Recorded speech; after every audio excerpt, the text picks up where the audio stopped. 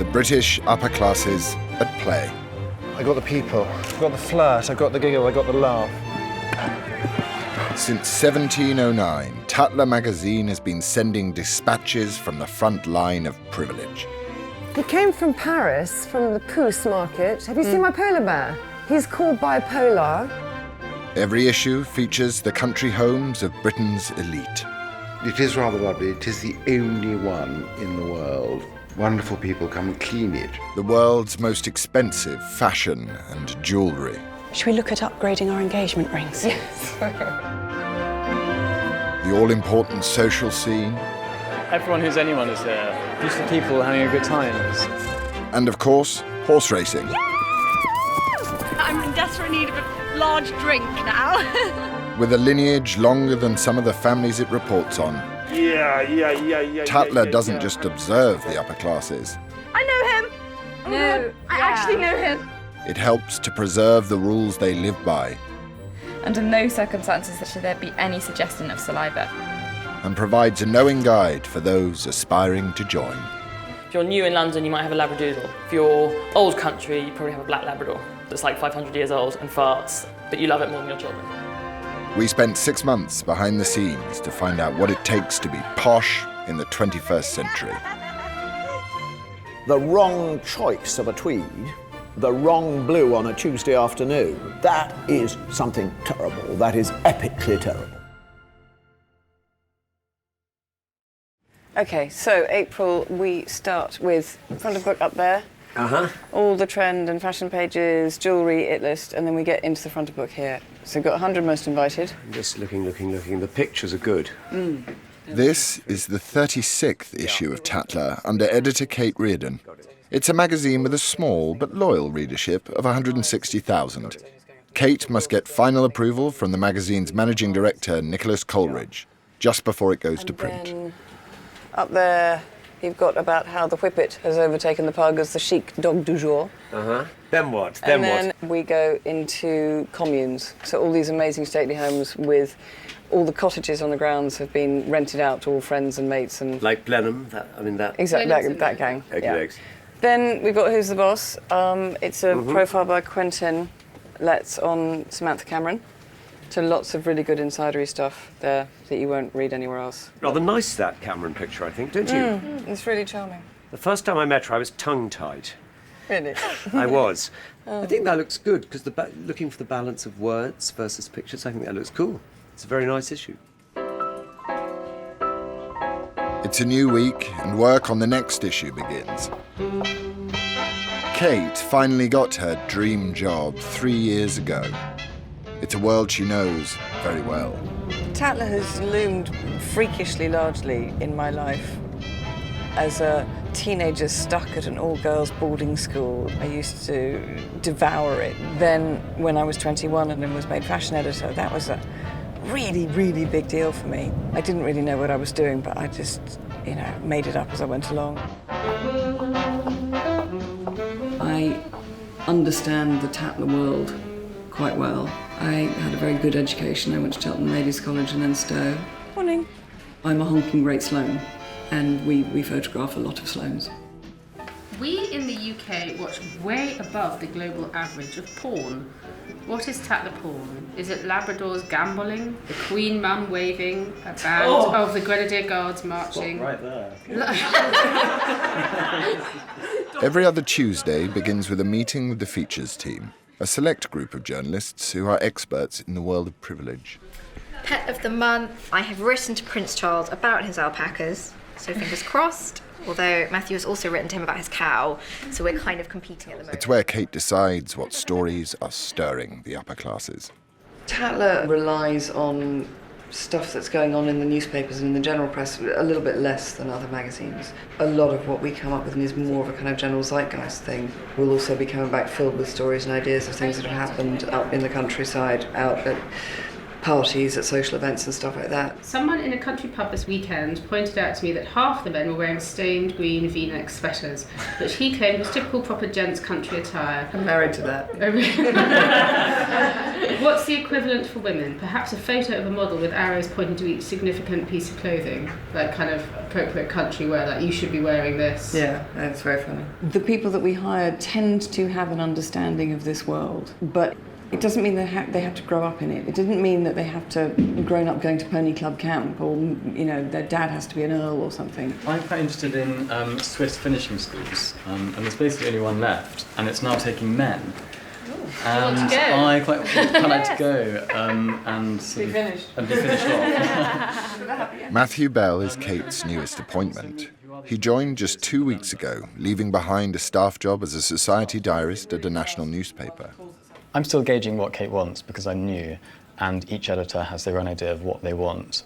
So, I pitch ideas and she'll say no or yes. That just reminded me of the feature that Mary Flynn suggested, which is how the middle class has ruined everything. The middle class is becoming rich, has sort of destroyed taste in Britain.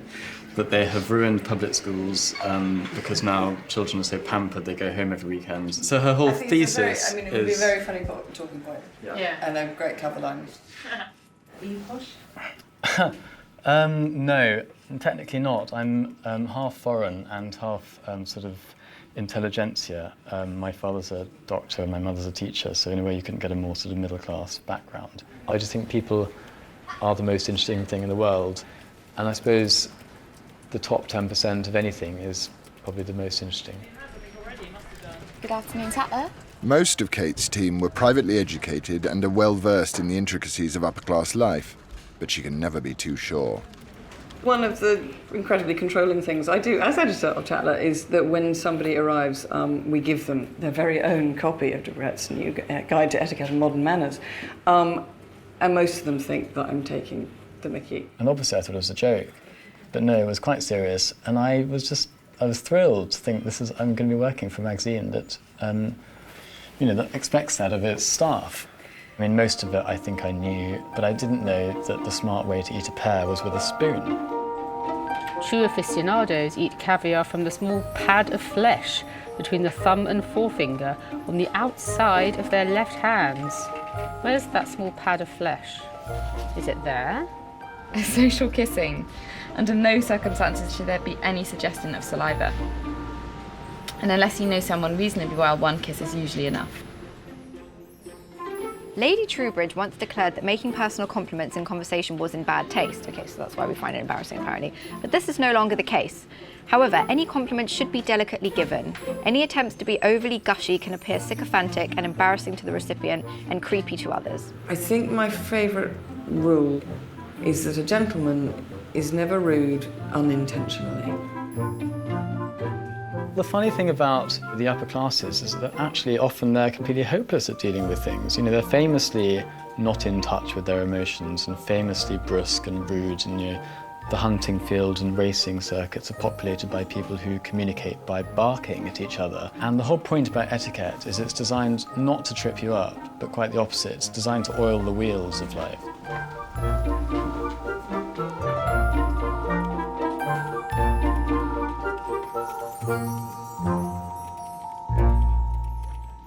Since its earliest days, Tatler has been a judge of good and bad behaviour, reporting on all the intrigue and gossip of the British upper-class social scene. Tatler is to parties what Horse and Hound is to horses, or the field is to shooting. Today, the Bystander party pages remain the place to be seen and are the most renowned feature of the magazine. Is he actually dropping a lighted match into that man's mouth? Yes. Who's that? Why do you recognise her? I don't know, sorry. Is she a TV presenter? She's got the hair to be a TV presenter. Every month, it is Kate who decides who is worthy of making it into the esteemed 7-page spread. Because the thing is, I don't know these people, but I'm fascinated by these pictures. I want to know how she got into that position for a start, let alone the trousers. It doesn't have to be, white tie and costing £12 million, and I don't need to be juggling unicorns between courses. No, we're just looking for a good mix of names and attitude, really. The Bystander pages are the first pages that everyone goes to. So it's a bit like reading the newspaper, that men always go to the sports pages, but with Tatler, everyone goes to those back pages, scans the pages, who's in. It has become a very good social document, literally down to the shoes people are wearing, the cocktails they're serving, you know, what the trends in fancy dress are. It's a really up-close look, really from inside, at what's going on within this particular group of people in this country. When Tina Brown ran that on the front page of Bystander, two boys having their first cigar, the Deb's party. This is an event that no longer happens, the Berkeley Dress Show. And these were Debs who were about to go and model. Someone had just been pushed in the pond just before this girl, and I went up and took a few pictures of the tail end of that. And then this boy here, Charles McDonald, he suddenly rushed up and pushed her in. I hate smiling pictures. It was a world that hadn't been photographed very much. I was told by Jane, the editor, that employed me first time off. She had a brilliant rule of thumb, which was, okay, so you're at a party and you're going to come back to me and you're going to have a picture of the Duke and Duchess of Marlborough and you're going to have a picture of Cherry Hall and Mick Jagger. Really nice, happy with that. But the picture I want is the Duke of Marlborough with Cherry Hall. And it took me 15 years. What, to get that actual shot? To get that actual shot, yeah.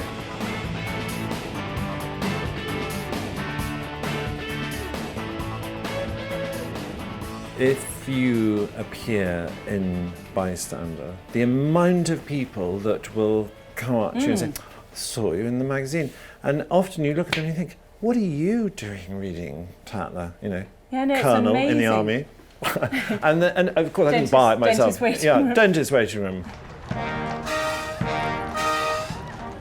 Bystander's busiest time is the Society's summer season. For 300 years, this has been the time the British aristocracy descend from their country mansions, flocking to cultural events, parties and sporting meets near the capital.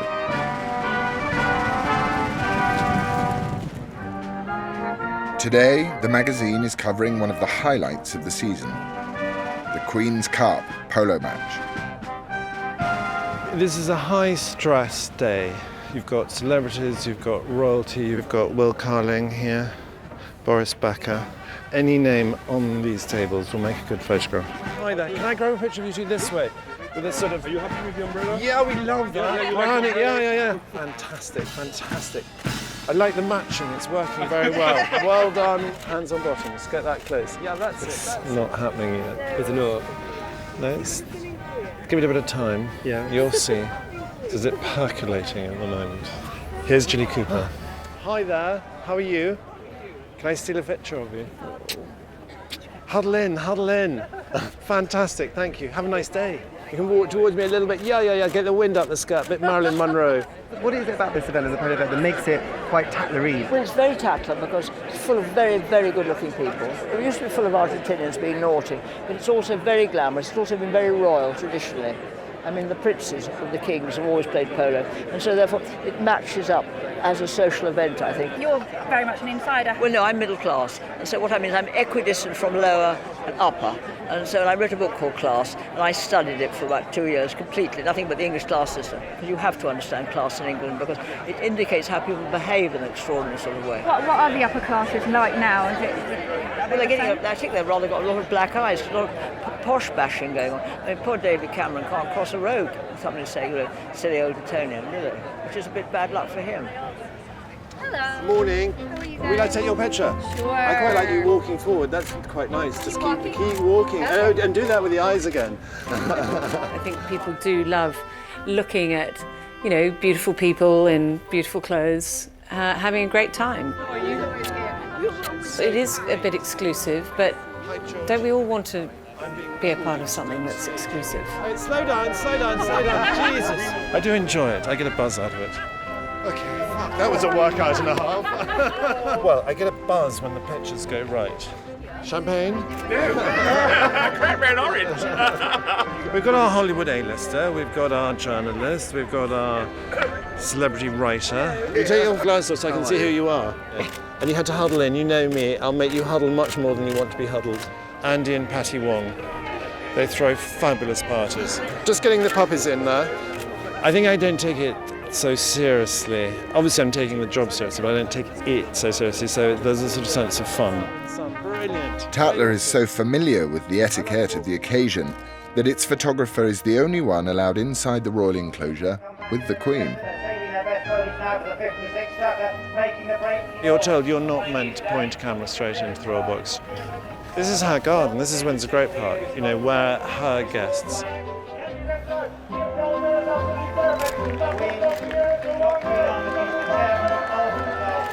With all members of the royal family, you don't interrupt them and stop them for a photograph.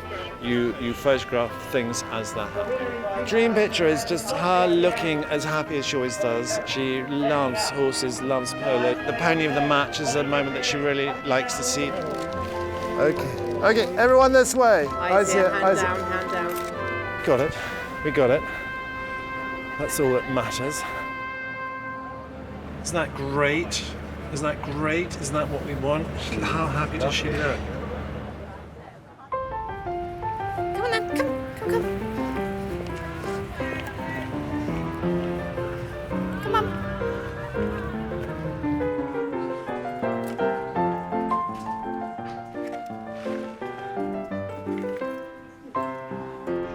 Matthew is now at the end of his first month on the job.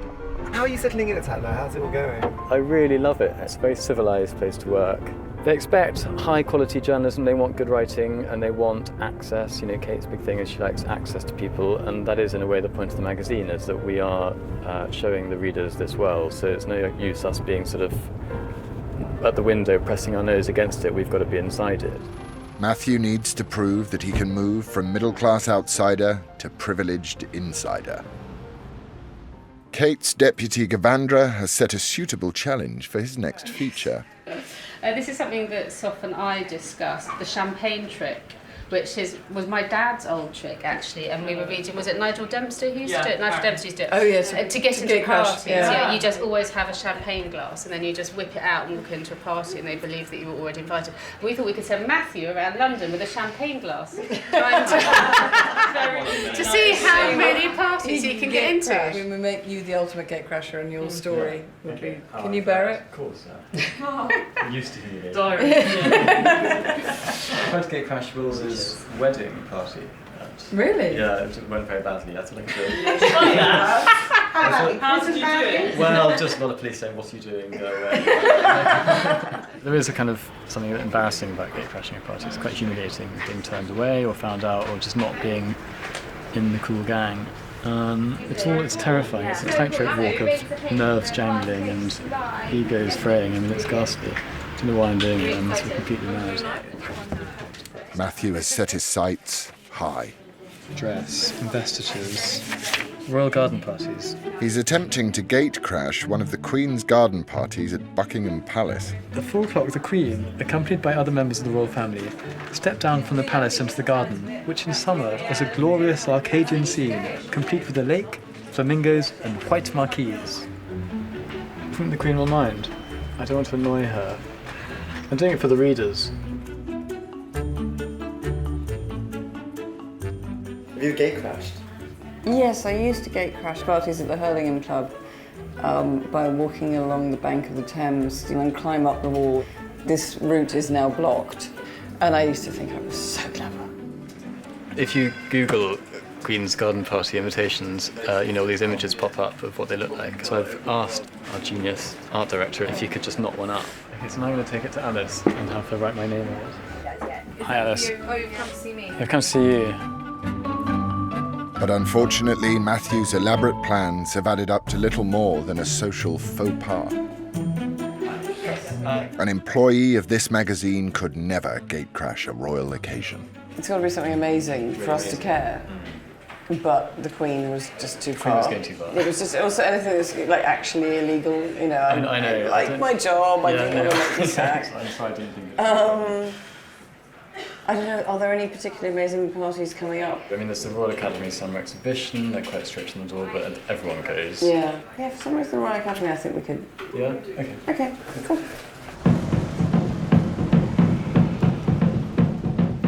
The opening of the summer exhibition at the Royal Academy in central London is a key event of the social season. All of the city's glitterati are invited, except Matthew, who is attempting to enter through the service entrance.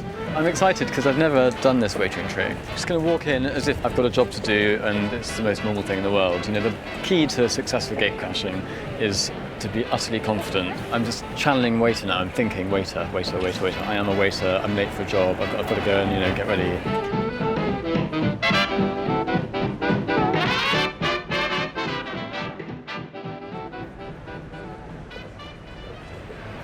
I got the tie and the apron, but I had to go and get the tie from like a box in the staff room, and there was a woman there with a clipboard. She said, "Well, who are you?" And I was like, "Oh, I'm waitering tonight." She said, "Are you agency?" And I said, "Yes."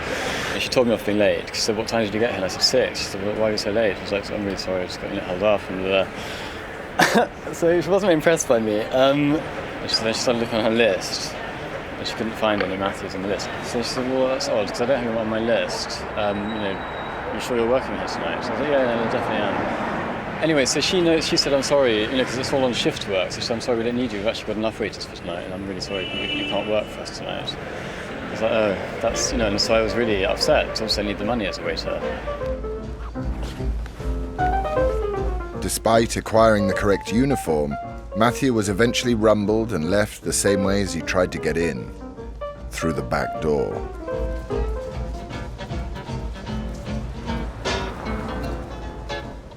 Although much of the social scene is centred around London, the magazine never ignores its rural heartland. What I want is a good spread of stewards either side of this valley. Who's got a 4x4 here? 2 4x4s. An 18th century visitor to this scene might believe that the world has been preserved in aspic for 3 centuries. Today, the magazine is in Leicestershire, covering the revival of a quintessentially English pursuit, side saddle racing. Side saddle almost went out of existence, and it's enjoying quite a revival. Basically, the race is kind of showing people can be as brave side saddle as they can astride, and look pretty damn good at the same time. It's nothing compared to riding at a point-to-point run on a thoroughbred. It's nothing compared to riding at Goodwood over a short distance, but it's crazy and fun and eccentric. Grand and wonderful and ridiculous, and it sort of keys back into an era where women weren't allowed to ride normally because it was unbecoming for a woman to have her legs apart.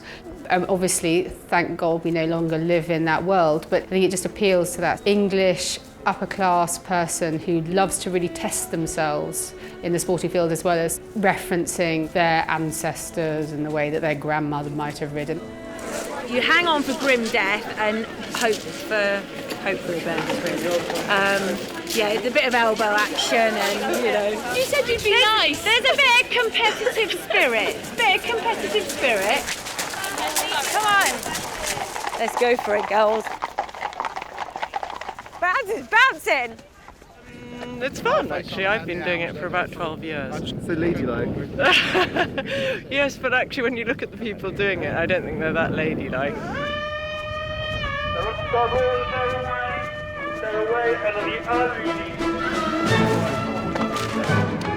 Oh, fucking hell! This is horrible!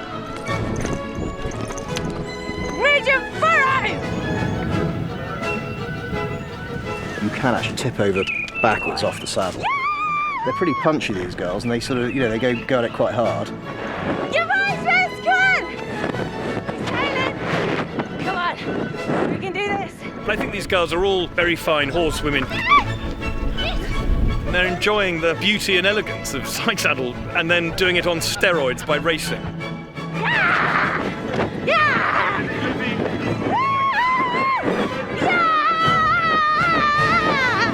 Oh my goodness me, the feeling of that. This horse, an absolute legend. Never been round one of these courses in his life, only ever chase fence. Do you want to have a group photo with Yes, the team? everybody, everyone, team, come on. Yay! Absolutely petrifying, but really fun and thrilling at the same time. I don't know if I'll be doing it next year. I'm very, very in desperate need of a large drink now. Although there's been a revival of these aristocratic traditions, in reality this world has faced a dramatic decline. In little more than 50 years, many of these grand families went from ruling the world to barely being able to afford their own staff. We're in Scotland. We're just leaving Glasgow behind us. Features editor Sophia Money-Coutts, daughter of the 9th Baron Latimer, grew up amongst these grand houses herself. She now spends much of her time visiting country estates for the magazine's homes section. Everyone who has a big house is desperately trying to find ways to pay for that big house and all the taxes and everything that comes with it. Fully open, that's what we like. Be that letting out your castle, opening it up to punters, having filming there, so Highclere and Downton, you know, total cash cow. Well, I'm just going to kind of drive up like I own it, basically. Yeah, look. Sophia has come to see the 10th Earl of Glasgow, Patrick Boyle, at his family seat, Kelburn Castle in Ayrshire. Lord Glasgow has found a novel way of enticing paying visitors to his 13th century home. A rather distinctive piece of art. I mean, I was quite nervous of this idea, but the Brazilian artist thought it was a really wonderfully interesting idea to do sort of Brazilian mural, really. Yeah, it is. It's a mural on a Scottish castle. We try to give it as much publicity as possible. Yeah. Because other people say, oh, well, you're the castle. The graffiti. All over. Yeah. What do the locals think? I think most of the locals approve of it now. Okay. And there are also a few that don't.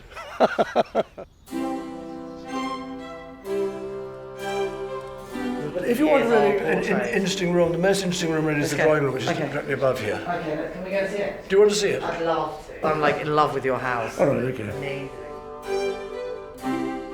It's quite a manageable size castle. If anybody can remind me the name of that, that's a certain type of crocodile, and I can't remember what it's called. Yeah, presumably not Scotland, I'm thinking. That is not a Scottish crocodile, no.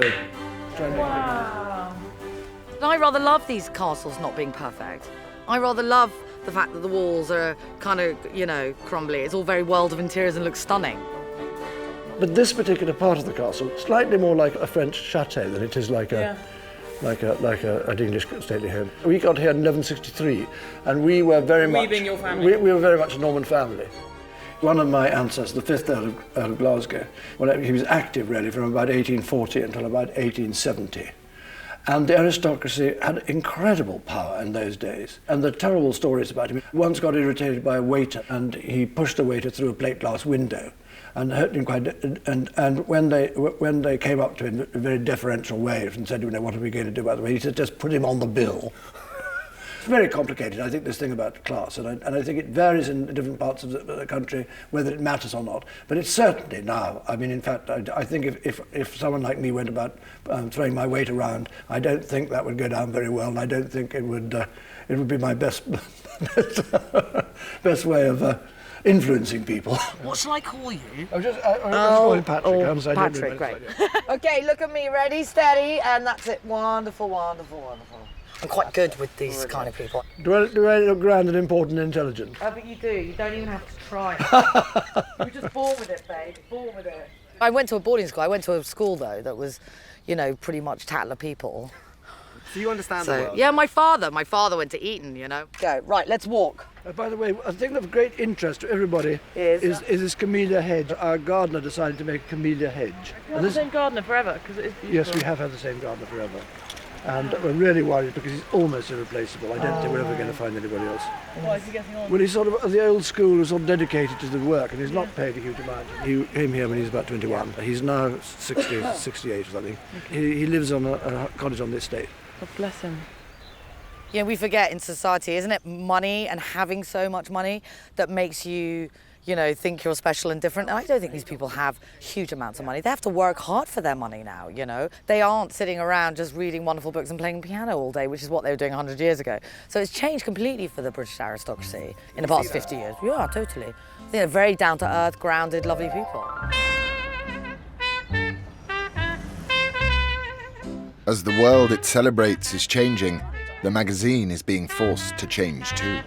We are having Tatler Goes to Poundland, so we're going to go and see exactly what happens in this Poundland store, which is a little bit of a kind of hidden gem in a sort of Notting Hill set. Whether you're a lord who can't afford servants anymore, or simply a frugal toff, Tatler tries to guide its readers through uncertain times. I'm quite excited. Right, should I go this way or that way? Maybe let's start this way. Well, I think it's sort of like this sort of dirty secret that you can go and get anything and everything for £1. Oh my goodness, you can literally get everything. David Cameron was here last week. This is retro chocolate at its best. Okay, so we've got after eights. We've got to get some of those, haven't we? Oh my God. What's your budget for today? Have you got £15. So let's see exactly what we can get for £15. I think we should get some washing powder as well. For £1, that's unheard of. If people knew exactly what was here, I think they would be absolutely stuffed to the rafters. Oh my goodness. Luxury shower cap. It's glamorous. Got to get one of those. I love shower caps. They've got cocktail umbrellas. They've got a cocktail set.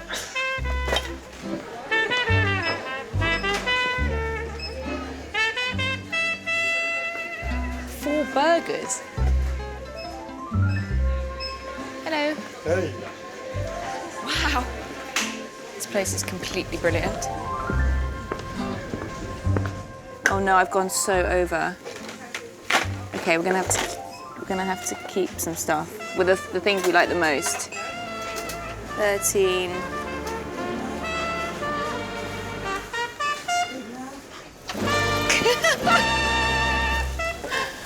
Oh dear.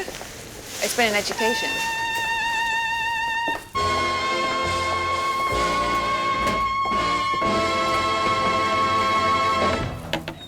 I got this for Jerry.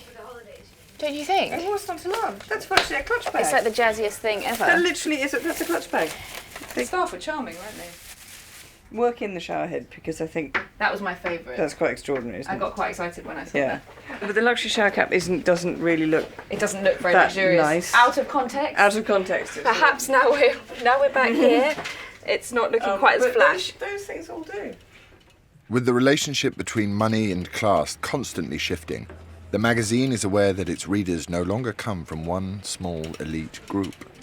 It's not a simple audience. You can't say it is an old money British audience, because it's not. It's way more complicated, with aspirational people wanting to read it, people who've, as the saying might go, have already arrived, people who are reading it slightly satirically because they know this stuff and are amused by it. In the 21st century, the magazine is shifting its focus and attempting to play the role of gatekeeper to the upper classes. It still celebrates the old guard, but now helps to select new members and guide them in the ways of British poshness. So we do these every now and then. It's a very spurious, incredibly tongue-in-cheek look at different camps, basically. Different Tatler camps. Either new town or new country, or real deal, i.e. old town or old country. So things like red cords, old country, real deal country. Red gumboots, a bit new country. But the unifying factor we decided was a Land Rover, because you would find those kind of everywhere. So what's new town? I would say new town, people relatively newly in London, a few Russians maybe. If you're new in London, you might have a Labradoodle. If you're old country, you probably have a black Labrador that's like 500 years old and farts and is enormous and fat, but you love it more than your children. So here we've got real deal town, so this old town. So we've put in the amazing, wonderful publisher George Weidenfeld. And here we've got yellow Labrador. We thought that was maybe more London. We've got the Chiltern Firehouse, because that's the place that everyone's going to now. Cocaine, because we thought that you might find, that's a proper old town drug. What have we got in, I don't know if we had a drug in old country. No, just slow gin. Slow gin in the country is your tipple. And then down in this bit, we've got new country. So those would be people, maybe like some of these Russians, who are moving out to the country. So actually we have got Leon Max, who I think is Russian. He we thought represented new country, as does Sherry, a bit new country. And brown Labrador here, we thought.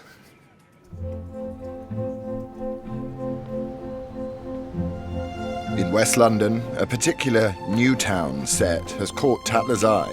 Hello, it's Tatler magazine. We're here to see Kola, Karim. Nigerian millionaires who've embraced England as their home.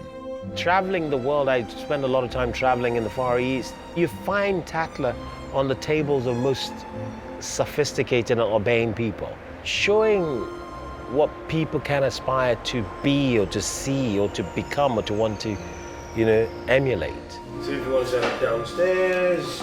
Yeah, let's have a look. Yeah. Kola Karim owns oil, gas and construction businesses worth billions across Africa.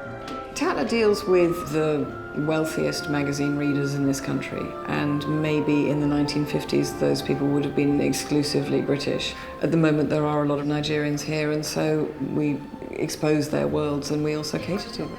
Oh, sorry, I just walked into the bedroom. That's terribly rude. Sorry. We've always lived in West London. Kensington has always been home. My mother and brothers and sisters all live around the corner. High Street Kensington is wonderful. King's Road, wonderful. Harrods. Just keep everything local, really. It's be a case of seeing what interiors he's got to make it look as sort of sleek as possible. Yeah, let's get Amelia. And yeah. Lagos is our main base, and we keep homes in Miami, Marbella, South Africa, and in France. I love him in that couch. It's going to be great. Yeah. Are you sure we don't want just a white shirt? I'm worried about it. Well, it's up to you if you want to style it, but I like what he's wearing. I think it's genius. Okay. My weakness is I work hard and play hard. I keep my cars in different ports. In Lagos, yes, I've got more Mercedes. And how many cars have you got? No, I don't. We just want to make them not look actually gaudy or bling or obscenely rich. We want them to look like the nice people that they are. What's amazing is the perception of colour and success, so to speak. And I'm driving up the road in London, and a lady came up to me and said, "Who do you play for?" I said, "Play what?" I said, "Football." I said, "I don't play football." I said, "Oh, so what do you do then?" I said, "I'm in international business." She was stunned to see it, but I get it all the time. So what we thought, he's got his polo gear here, and we're by Holland Park, and Amelia was saying just do a sort of grass, beautiful shot like that. Polo, it's awesome. I played a couple of tournaments with Prince William and Prince Harry. It's part of the establishment that you've got to keep going. My son started riding at the age of 3, started holding a stick at the age of 4, and he's 13 now. Should we take the glasses off as well? No, we like the sunglasses. I'm not sure, you know. All right, okay. Thank you. I'll fight you on that one. Okay, well... I think these people are as much a part of the Tatler theme park as the dukes and duchesses. And then the other way, head that way. If there is somebody sensational with a huge joie de vivre and a giant wallet who's going to pile on in and have a great time in this world, I am as interested in them as I am in some crusty old duke with food down his jumper. Beautiful shots. Beautiful. The reality is the old world is always going to be part of the world order. It's tradition, and that never change. So why not become part of that world? And the newly wealthy seem keen to adopt the more civilized aspects of the upper classes. But the rather more disgraceful and debauched behaviors of the old establishment are something that creates a lot of interest for the magazine's readers, most famous of which is the Bullingdon Club at Oxford University. Famous members include George Osborne, Boris Johnson, and David Cameron. You just read off these names, and they are all people basically running the country. And I think that's what people, conspiracy theorists, begin to get sort of crazed about. They think, ooh, it's this tiny cabal of people who all knew each other at Oxford, now running the world. But unfortunately, this is what happens in Britain. People just happen to go to school with each other. The picture of the Bullingdon Club in which David Cameron is in mysteriously disappeared from public usage. No one is allowed to use it, which is a bit fishy, don't you think? To find out more, Matthew is on his way to Oxford, home of the Bullingdon, to learn about England's oldest and most secretive dining club. The classic Bullingdon thing is to book a private dining room, have the best dinner they can have, champagne, rich meat, endless wine, and then they smash the place up. And then the next day they send a cheque covering their expenses. It's a sort of exuberance of being rich enough to be able to smash up a restaurant and then pay for it. The bad form would be if they didn't pay for it. What I like about where we are now is that everything you can see has stayed the same for 800 years. Nothing has changed. So you could say this is the sort of heart of old England, of the establishment. I grew up in Oxford, and it was just really fun being at school in the middle of Oxford and ragging around, and yeah, I had a really great time. Was it a private school? It was fee-paying, it's true, yeah, I can't deny that. This is Brasenose College, which is where David Cameron was a student. This is Hertford College, which is where Evelyn Waugh was an undergraduate in the 20s. And the point about him is he wrote Decline and Fall, his first novel, satirising the Bullingdon Club. He described it as county families of England baying for broken glass, which sort of sums up everything you need to know about the Bullingdon. My mistake was reading Evelyn Waugh when I was 12. It's a classic recipe for making a middle-class boy like me interested in the upper classes. Because they just seemed to be having such a fun time, and it was just a kind of world it was a kind of romantic world, I suppose, that appealed to me. So this is Christchurch, which is one of the oldest and grandest colleges in Oxford, and it's also where the steps are, where the picture's taken of the Bullingdon every year.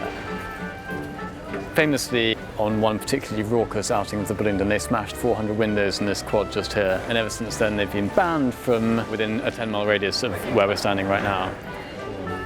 A stone's throw from Christchurch is the tailors where the Bullingdon are rumoured to have their trademark dinner suits handmade. These tailcoats are made to order. They're expensive. They cost about £3,500, and that's part of it. The fact that you can afford to blow £4,000 on a tailcoat, it's already excluding a whole load of people from joining the Bullingdon. So I went into the tailor and I said, we're doing this piece about the Bullingdon, what can you tell us about it? And he basically said that a few years ago there was a big hoo-ha about the Bullingdon, and they now have a policy of not talking about it at all, which is interesting. When even the tailor won't talk about it, you have to wonder what's going on. Bullingdon point to point with Osborne. Okay, well, let's definitely go big on that. Matthew hasn't managed to get any current Bullingdon members to talk on the record. But he has discovered why they're so secretive. It's one of those things where they want people to know they're in this exclusive, cool club, but it's so awful now, or considered to be so awful, that they also don't, because they've got one eye on their futures when they might want to become cabinet ministers. What's he holding that? It's a bit like the Masons, isn't it? There's a kind of forever, they will remember that time when they were 19, when they got Binky Think Nottle out of a dustbin. That sort of creates a bond, these shared experiences of getting into trouble and getting out of scrapes. And I think we're all for eccentricity and odd behaviour and drinking, so yeah.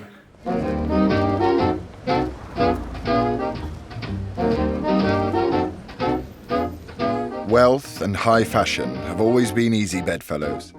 Many of its rich readers look to the magazine for tips on what to wear, especially in preparation for the social season. So the first one was Prada. Yeah, wonderful. Fendi. Kate and her fashion editor, Deep, are preparing a feature on following dress codes without compromising style. I just want to make sure that it's not too Pretty Woman. I like it for that. I think in the mix of the more It also just extreme felt a little bit outfits. 80s. Yeah, but I like that. That to me is fun. This story is particularly difficult for Deep because we're talking about giving the readers something to wear for events, so going to Ascot, going to a summer wedding, something like that.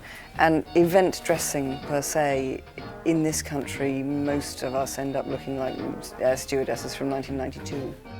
So I'm asking Deep to do something that is completely on trend and is very credible in the fashion industry, but that you could wear to Ascot without people pointing and laughing. That's amazing. Are those both Nostra? Yeah. Okay. So those are the only ones too. That's the boater that you saw with the Prada. Oh, look. Okay. Yeah, I think that's kind of beautiful. It's beautiful, isn't it? Yeah. It's great. But it's not just event dressing the magazine covers. It also features couture and the latest designer fashion. It's London Fashion Week, and Kate has been invited to all of the top shows. And my background is fashion. I started at American Vogue. I was fashion editor at Tatler when I was 21, so I have a natural, huge fondness and interest in it. I love a laugh and I love a nice dress. Morning, ladies. Hi, hi, hi. How are you? When you see the other big editors at the shows, it's sort of Pony Club Camp versus NASA, where the PR and the designer decides to sit you, specifically in relation to Anna Wintour, is a totally public declaration of your status. You know, if you've been shoved at some far end of the runway in Siberia, this sort of burning cheek moment. And then there's nothing like the smug pride when you feel that you've been given an excellent seat. Thank you. Hello, lovely. Hello.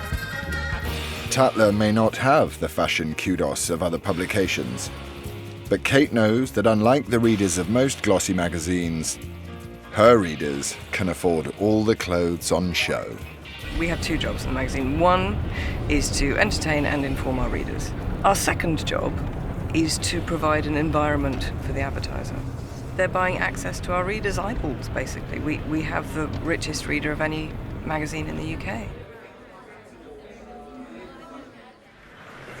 Okay, Kendra's April, Alicia's May. In the sort of background, we've got Rita, Aura, we've got Claudia Schiffer. In a world where commercial success is crucial for the magazine's survival, nothing is more important than the cover. Tatler has a long history of distinctive covers featuring notable society girls of the day. There was an incredibly good-selling Princess of Wales cover. There was a very good Jerry Hall cover one, Jagger cover one. Kate Middleton has done some quite good ones with Downton girls. I think Downton always sells well on Tatler. The one that you liked, which was this one, that's as big as the picture will go. Yeah. And these just don't, you're glossy enough that I find a little bit. For the next cover, Kate and her team have decided on a royal treat, the Duchess of Cambridge. She's particularly relevant for Tatler because anything royal sells Tatler really well. We put a corgi on the cover by himself and he was one of our best ever selling issues. Okay, so imagine that one. You like this one? Yeah. This one's a favourite. Without the shine. Yeah. She does not do shoots. She's been very, very clever. She keeps herself very much to herself. She's resisted the advances of probably every single magazine in the Western world. So we're going to use a picture that already exists. I just don't know how she does it. I don't know how she manages to avoid all eye contact with cameras at so many points. She's incredibly clever. It's just like below, it's just sort of looking at people's I mean, this woman is probably the most photographed woman in the world. Remarkable. And she manages to not get eye contact with a single camera. I mean, it's obviously intentional and it's absolutely brilliant because it means that when people like us are trying to put her on the cover, she can swerve it. Love that. Even without an exclusive Kate Middleton photo shoot, the team have come up with a rather unusual way to feature her in the magazine. Do you remember those books? When you used to have the doll and then you cut them out and they had tabs around them. And you dress with little... So you do accessories, so shoes, jewellery, bags. So we'll create 5 looks for her that everyone will cut out and put on this doll. So sort of saying, Kate, we love you, but, you know, let's be a bit bolder here. Dressing a modern-day princess. So the question is, do we take this head, cut it out, stick it on an illustrated body, do something very weird and funny on the cover? I think not, because I think that we're luring people in because it's saying Kate's fashion makeover, and the funny thing is you go inside and that's you the see, surprise. and that's the surprise. Also underwear, are we going blue as like first suggested, or are we going something else? Well, there was something even more to demure, where they sort of They came come down down here. the pretty ones, like 7 rows. Yes, like a play suit meets a sort of thing in a nice mint colour or something. We definitely want her in a long pant. We don't want to do anything inappropriate. Suggest royal pubic hair. No, Like, no. not quite the right tone. Brilliant, thank you. Funny.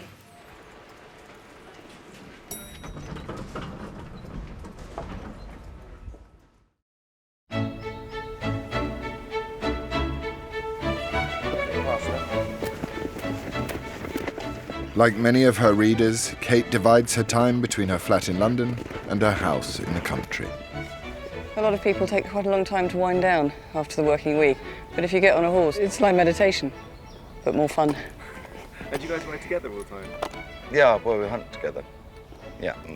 And then during the summer During the summer we ride a bit. I think Charlie only married me because I ride a grey horse and it matched his. Well, how did you meet? We went to a dinner party before a party, which neither of us were very keen to go to, and luckily we both decided to go. Was it love at first sight? No. Not even faintly. Kate didn't really want anything to do with me for a long time, and then she met my mother, and that totally changed her mind. Yeah, once I met her, I suddenly thought, perhaps I should take him seriously. We meet at weekends and maybe once during the week. We've made it for nearly a year, and hey, they said it wouldn't last. It seems to work quite well, really.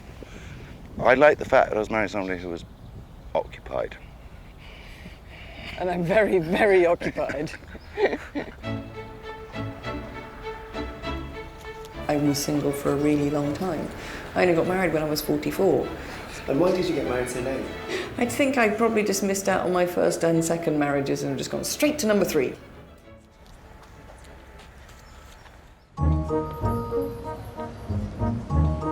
Kate is back in London.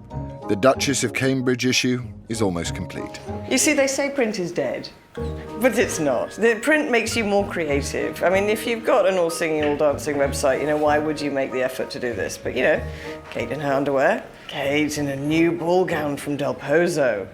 Or, I'm thinking garden party. Perhaps she should wear that. It all works. And how did you decide on Kate's underwear? Actually, we spent quite a lot of time talking about which underwear we should put Kate in, and we wanted something dignified. So we thought that what are these things called anyway? Camisoles? No, but it's it's an all-in-one, I think. Sort of a camisole romper. Yes. Cami romp. Cami romp, and it's from Marks and Spencer. So obviously, expensive on the outside, but the People's Duchess. She does it again, once again. If Prince William had chosen some entitled, snobbish girl who nobody in this country could relate to, that would have damaged the whole image of the aristocracy and therefore the upper class and therefore everything that Tatler represents. Garden party, Kate? Yeah. How about Kate in a lace catsuit? The fact that Kate Middleton comes from such a healthy, functioning, hard-working family, and that family has been so embraced, not just tolerated, but embraced by Prince William, is just great. The Duchess of Cambridge doll with a suitable royal wardrobe is complete. Kate has one final appointment before the magazine goes to print. Approval of the cover by the managing director, Nicholas Coleridge. Yes, once again, Oh, June. I say, in your face. Yeah, it really is.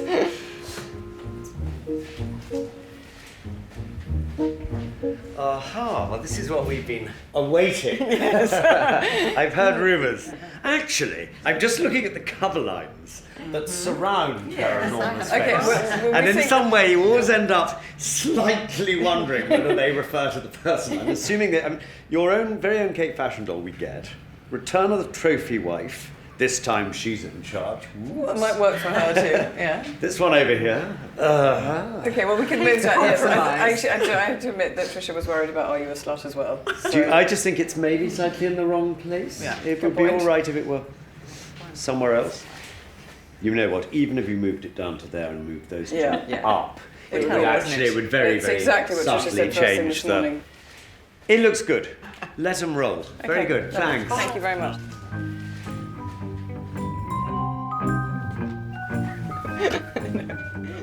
It's not something that had registered in my mind. We've got a piece inside here. It's a tiny piece. It's just a funny 10 surefire signs that you're a slut, which we thought was a funny cover line to have. But we've really stupidly put it up there next to Kate Middleton's eyes, which implies that we're talking about her, but we're not at all. It's got nothing to do with her at all. So if we move that line down here or over there or something like that, we will stop making the association between the two. And that's why those cover meetings are so useful, because you get really experienced people looking at them going, are you insane? Why did you do that? The summer season is in full swing and it's Tatler's turn to play host. They are holding a fancy dress ball with Christie's auction house and have invited many of the people who grace their pages to come as a work of art. Hi, I'm Matthew Bell from Tatler.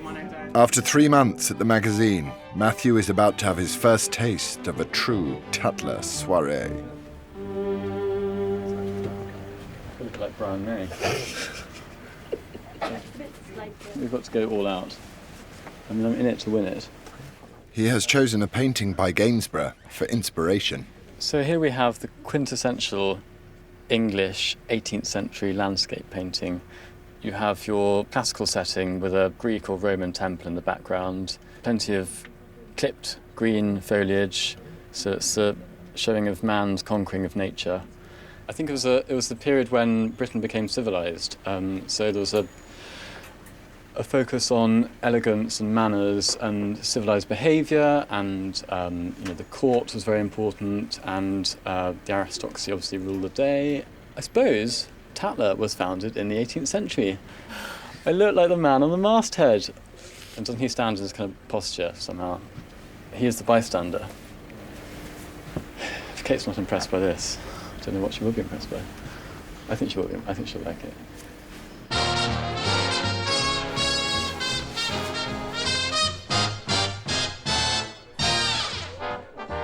The 400 illustrious guests at the ball will be treated to a sumptuous feast of Motra caviar from Latvia, lobsters from Western Scotland, the finest beef and quail and champagne.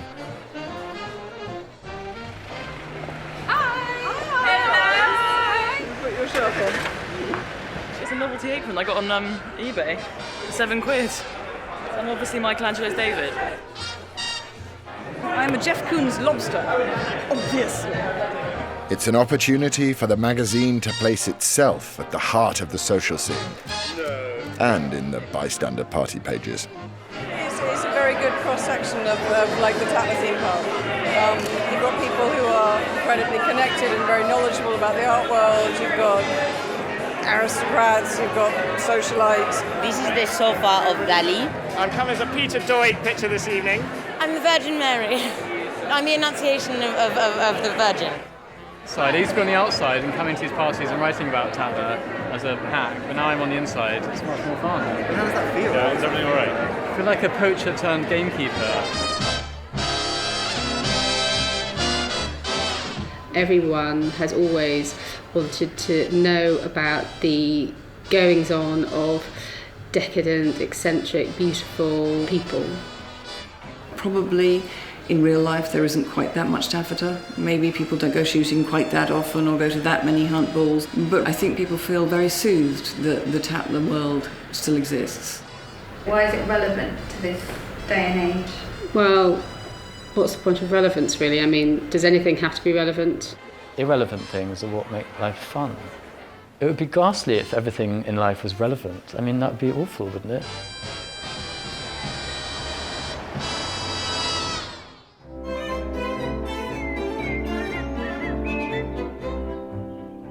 It kind of doesn't matter what your A-level results are like, what university to go to, what degree you get. If you have good manners, people will like you and they will help you.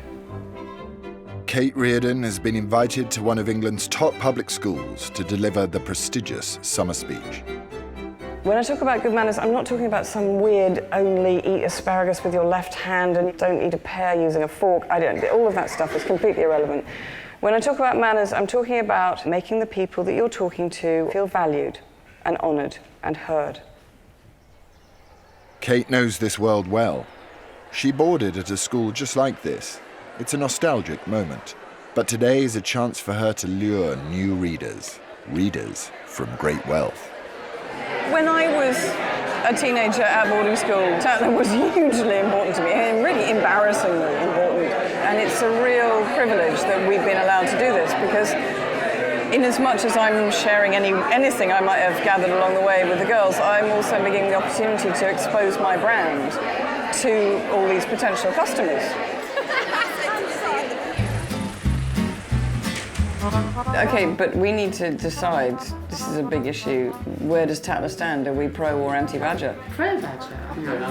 We're the only magazine that speaks to country people. Oh, do we have to be anti-Badger?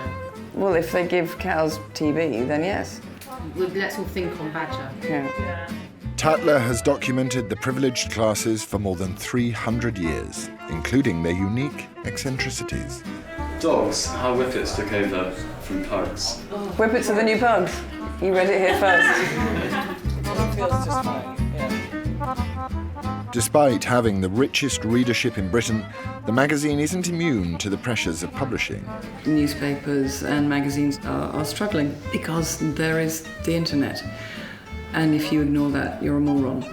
A challenging time is a time filled with opportunity. So, of course, we are looking at other ways to expand our brand and to make money. It may have a small readership, but the magazine has a unique advantage. It appeals to privileged readers from cradle to grave. Tatler has an incredibly wide demographic in terms of the age of its readers. We sort of tend to get them at 15 and keep them till they're 95. What they all have in common is that they are rich. Capturing the next generation is a key part of Kate's vision to secure the magazine's future. Tonight, she is hosting a ball for 500 13 to 16-year-olds in a private members club in West London. It's just generally monitoring the room, being in kind of corners, making sure nothing untoward is happening. To do this Bystander ball, to do our first ever teen ball, was for us a very simple no-brainer. A, it can be enormously lucrative. Also, it's a very good way of getting to know our younger readers. If you get them young, they will stay with you.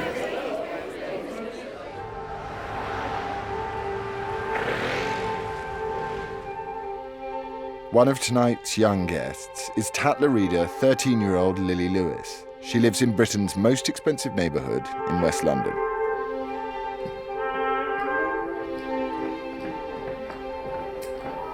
Beautiful. It's hard to believe that my little bouncing baby is going off to the ball. Sort of reliving the old times in a way, and all the excitement and wonder and nervousness.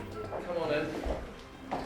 We did a lot of dancing, a lot of formal dancing. I think much more formal dancing than they do here. Yes, we had Except dancing. I can't really put my hands up further than this. A little So restricted. square. But we did have dancing lessons, and that was a part of growing up. Does it make a difference to you that it's Tatler ball? Yeah. Sort of gives reassurance that it's going to be of high quality. Great point. Yes, yes. Lily is the granddaughter of a former American ambassador to Britain. She moved to England 7 years ago with her family. Since then, her mother has tried to adopt the traditions of the British upper class. I think it's almost impossible to understand. In terms of titles, well, not so much that, not so much etiquette, but I think titles, how to address people, how to address envelopes to people, seating, all of the protocol, or shooting gear or hunting gear. Tatler is sort of the Bible, in a sense.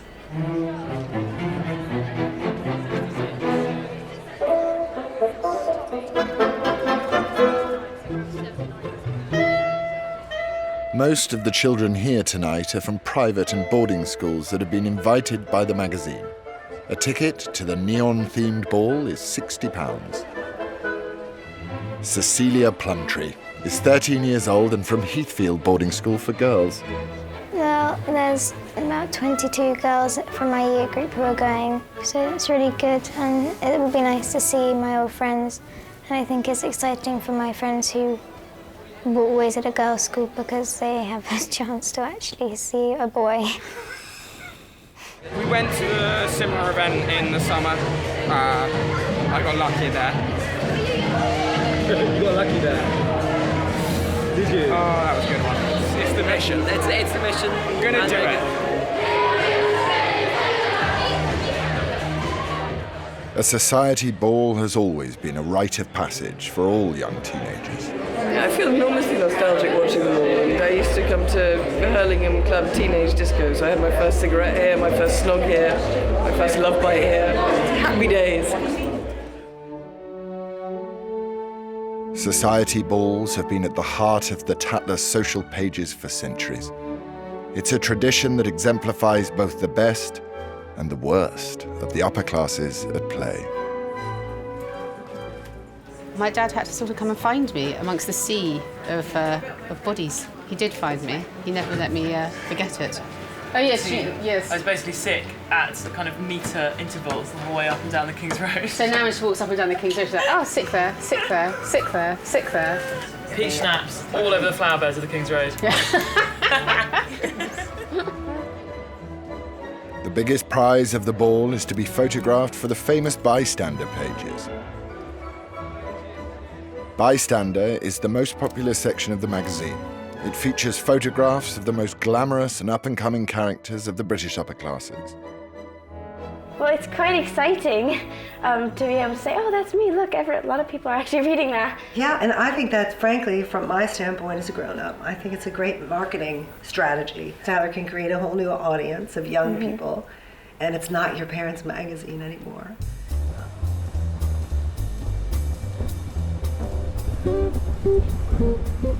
Kate and her team are deciding which lucky few will adorn the Bystander pages.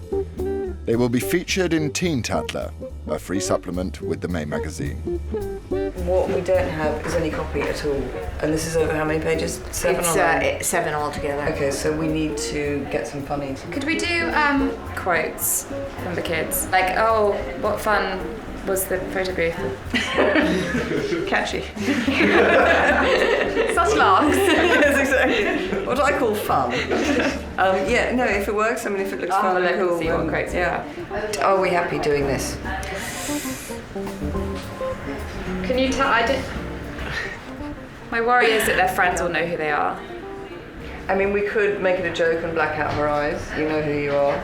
I mean, what I don't want to do is upset anyone. Well, I kind of think it's funny if you actually block her out. And we could pixelate. We could do that kind of funny, you know, protecting the identity. With the children. Yeah. Great. Thank you.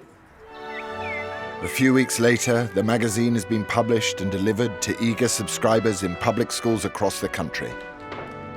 A photograph in Bystander is a badge of honour. I know that a lot of English girls' schools, when a new issue comes in, they gather round the beds in dormitories and people are turning the pages of the magazine and somebody goes, oh my God, I know them. Oh my God, I know their brother.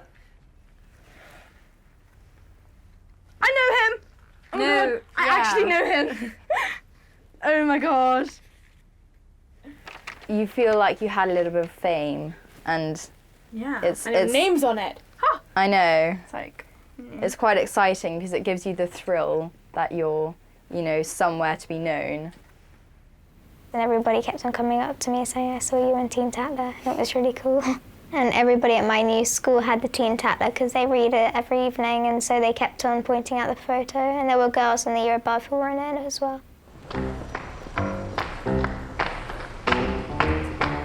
Morning, Natasha. Teen Tatler is the magazine's attempt at snaring the young reader. It is one of a growing number of supplements that targets almost every corner of the upper-class market. Everything from the best places to holiday, the finest restaurants, right up to where to find the top plastic surgeons. They want to become the trusted concierge service for the rich and the aspiring middle classes. The supplements have grown predominantly, it's something our readers want. They want us to be showing them the very best of the best. And they've also grown because we've found there's been a huge appetite from our advertisers and they want to spend more money with us. And we are just delighted about that and we can help them. The magazine's most popular supplement hits upon a real upper-class anxiety. Which private school to send your child to? The public school is one of the most ancient and important markers of class distinction. So if we're in a features meeting, quite often, if someone is pitching someone as a potential interview, there is this thing which, is, you know, one of us will say, oh, they went to such and such a school. It is a social barometer. Oh, he's an OE, you know, he's an Old Etonian, so, you know, we should interview him. It doesn't mean if you didn't go to Eton that you're, you know, any less valid necessarily in life, but for Tatler possibly, for Tatler readers, yeah. Tatler knows a thing or two about prep and private schools. More than 90% of the magazine's staff attended one. I'm unashamedly jolly hockey-sticks about my school. Yeah, I loved it. It's called Wickham Abbey, it's in Buckinghamshire, and yeah, supposedly we were nicknamed the Virgin Megastore because We never met any boys, none of us ever had sex. None of us actually even really knew what sex was, I think, until we left school. As schools go, you get kind of naughty schools where pupils are a bit cooler and they take drugs and they drink and they smoke. We didn't do any of that. Godolphin is a really academic school, really hard-working academic school, but the girls are quite kind of fun. And our skirts were very short, our tights were very laddered, our DM boots were very DM booty, and our cardigans all had sort of holes in them, and we were always smoking and had loads of black eye makeup and earrings and sort of hair messy and stuff like that. Here we go. So from the beginning. Sure on this shining night of star-made shadows, shining night of star-made shadows, bright. Every year, a team of researchers with extensive knowledge of the public schooling system travel around the country to see who is worthy of making the guide. There are lots of really good schools in the country that aren't in the Tatler Guide, and heads write to us and say, our results are just as good as that school, our facilities are better than that school, and yet you've got that school in and you haven't got us in. But actually there's so much more to a school than A-level results. Hello, morning. I'm here from Tatler. I'm Alice. There's so much pressure on the parents to get it right. What they want to know is what the dorms are like. They want to know the behind-the-scenes stuff, which we try and give them.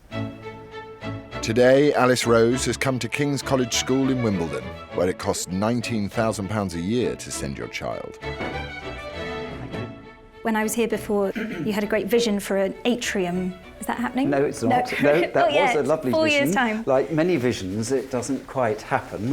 But on the other hand, we have gained £10 million music school designed by Hopkins, who did Glyndebourne Opera House. And there only are two independent schools guide. The Good Schools Guide, which is a huge book on my shelf there like that, and the Tatler Guide, which is much more, is more fizzy and fun and spirited, but actually quite accurate. So it matters to us how we're perceived everywhere.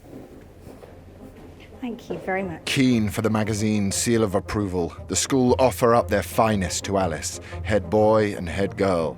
But what makes a school a Tatler school? Wow, this is so smart.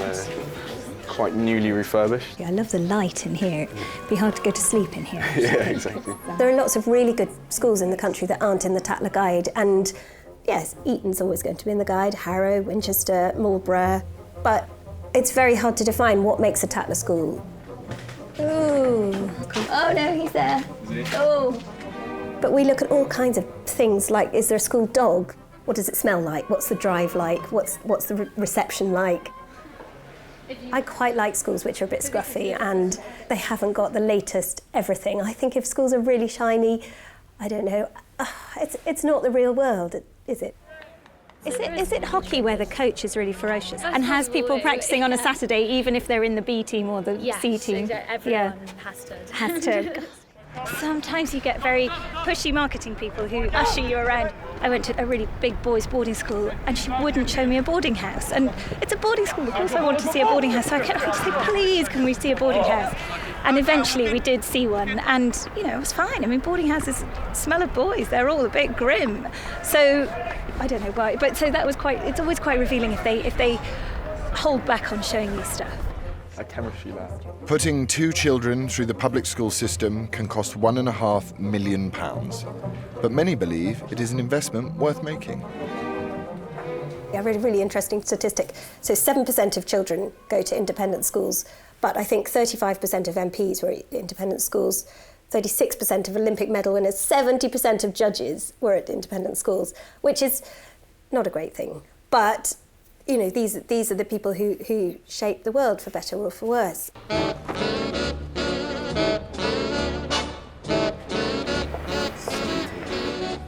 The guide's photographer, Hugo Bernand, is on his way to Lambrook Prep School in Berkshire. Hugo is Tatler's veteran photographer, and he knows this world well. He attended Harrow School for boys. What we're doing today is we're taking photographs which are going to be published full page in the magazine. We do 6 schools, and they're to be very Tatlerish in that they're not photographs that you would find in a school prospectus. Last year, Argyll was great. They have a good DT department.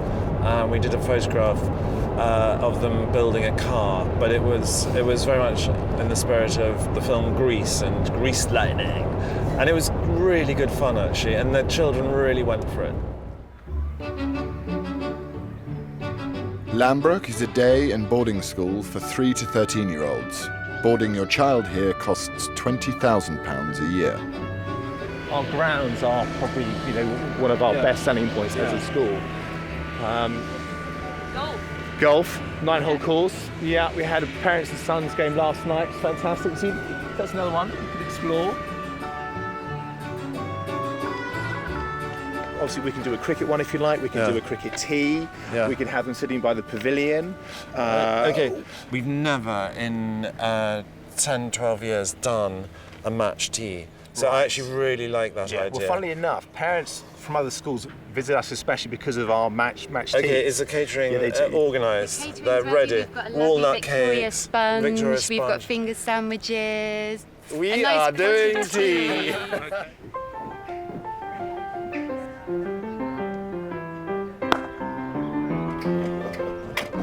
Yes, you are magicians. The catering department have gone so high. Oh, you think they're... I think they're there. I think they're there. Xavier, you are going to be over here with your cricket bat. And have you got a ball? I'm really bad at this, so it probably won't work, but I want you to chuck the ball to me. Yeah, I'm really bad. But I think there's a bit of this going on. Okay, oh, nearly hit you in the face. Bad. Sorry. Right, okay, twins, both eyes to the camera, stick that knife in. Whoa, yeah, to me, eyes to me, eyes to me, offer me the cake. Trying together, offer me the cake. Yeah, fantastic, guys. More, I want it closer. Okay, would one of you like to eat that cake? Yeah. What are you guys missing at the moment? French and maths. I'm missing science. And English. And geography. Got quite a lot. Yeah. It's quite good, this modelling lot. Yeah, but if it was yesterday, it'd be better because we had double Latin. And Anna, you looking straight into the donkey. Yeah, talk to him, talk to the donkey, talk to the donkey. Yeah. The public schools guide has become particularly popular amongst the aspiring middle classes and wealthy internationals looking to infiltrate British upper-class life. For me, the starting point was the school guide. I think when you're a foreigner, it's very, very easy to get completely lost in the English schooling system. If you take just one example, sports, drama, art, we don't have that in France. Boarding schools in France are viewed as more punishment than anything else, which is completely the opposite in the UK. In a certain way, the schooling system is a good way to get into the English society. And what I found now very, very funny is the fact that my kids speak obviously much better English than I do, and they don't have any accent. And this is funny because they start making jokes about my accent, and I need to live with it.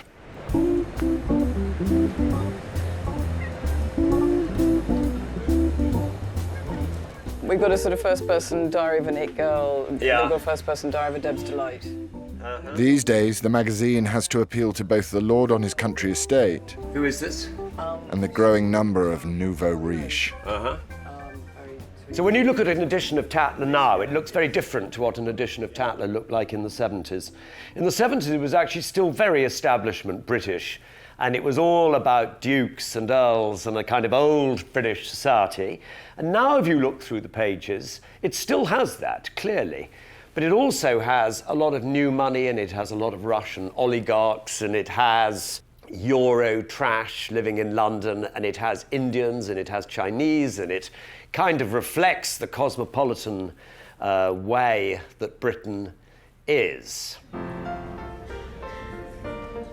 Seeking to capitalise on the influx of rich foreigners looking to buy a slice of British upper-class life, the magazine has decided to create a new supplement, a guide to the world's most expensive jewellery and watches. We are completely unapologetic about the wealth of our readers. We photograph wildly expensive jewellery, and our readers have been known to walk into shops on Bond Street, literally carrying the magazine, saying, That, please. I can have those earrings, and they will be 50, 100,000 pounds. All right, call me when you use your card, okay? Fab. It's Show Me. I know where that one's going.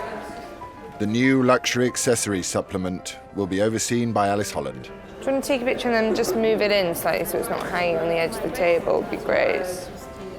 Today, she is receiving some of the world's rarest and most expensive watches, and each one of them comes with its own security guard.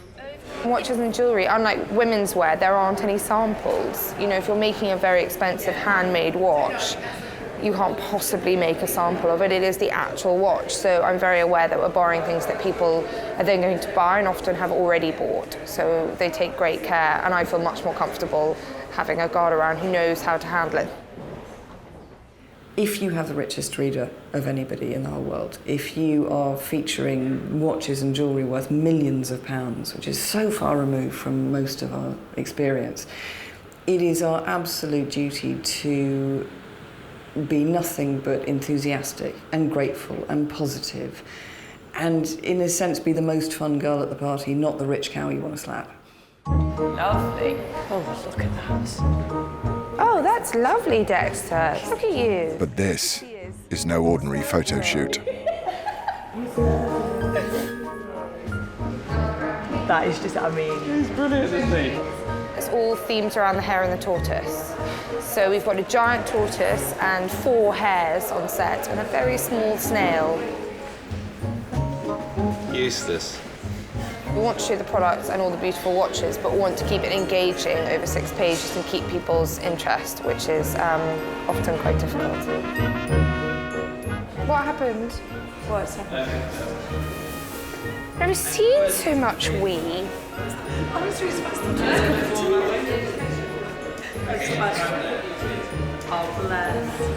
They don't go too often. They can't do that more than once a day. That's obscene. Once or twice a week. Okay. Because they naturally, where they come from is desert areas, so they hang. That's it. Thanks, Carter. You're a real babe. There are a huge number of animals in Tatler because they're funny, and English people love animals. And some of them, maybe just 1 or 2, didn't have very functional relationships with their parents and so find it easier to express love to an animal than another human being.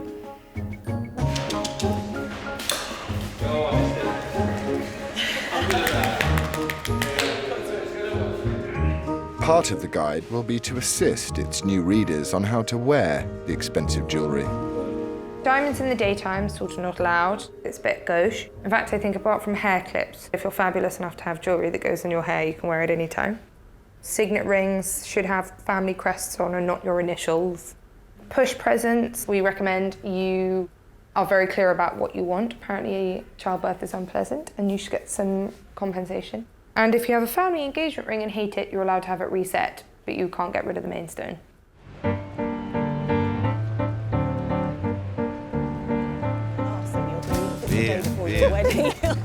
Advertising makes Tatler more money than the sales of the magazine, and because it has the richest readership in Britain, luxury brands clamour to be in its pages. Cartier is popular with wealthy foreigners and keen to be a big presence in the new supplement, especially because the launch is perfectly timed for summer when the international super rich descend on London. Should we look at upgrading our engagement rings? Yes. Oh, wow. It's wonderful, it's wonderful, it's wonderful. Good luck, my baby, it's wonderful, it's wonderful, it's wonderful. I dream of you. We have a very rich history with Cartier. We feature their events, we attend their functions, their polo. They've got a long relationship with Hollywood and with royalty, all of which is Tatler territory. Ah, Mr. Bombaget. Cartier has a long relationship with the magazine, and Alice and Emma regularly meet the bosses, Arnaud Bombaget and Laurent Finouy. They want Cartier to be one of their main sponsors for the new supplement. We've called this article Show Me the Money. Why is Bond Street and a Does it attract all foreign visitors from all over the world?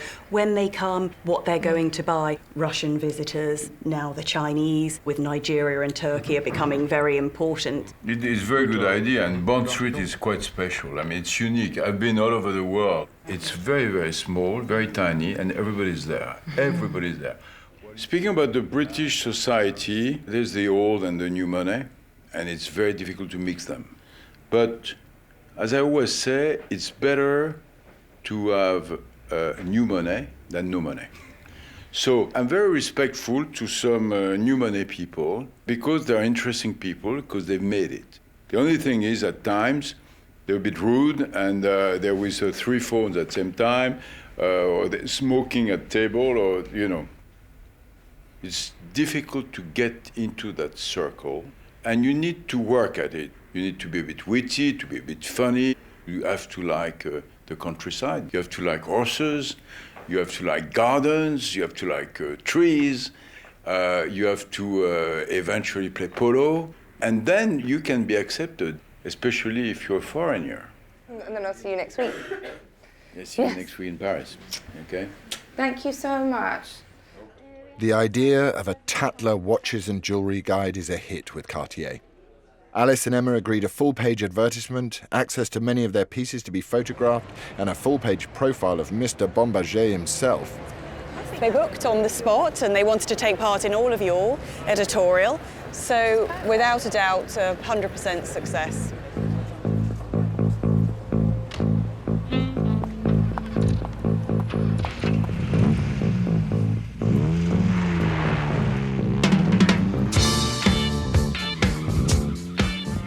The supplement will be launched with the July issue, which is a nostalgic look back at the 1980s.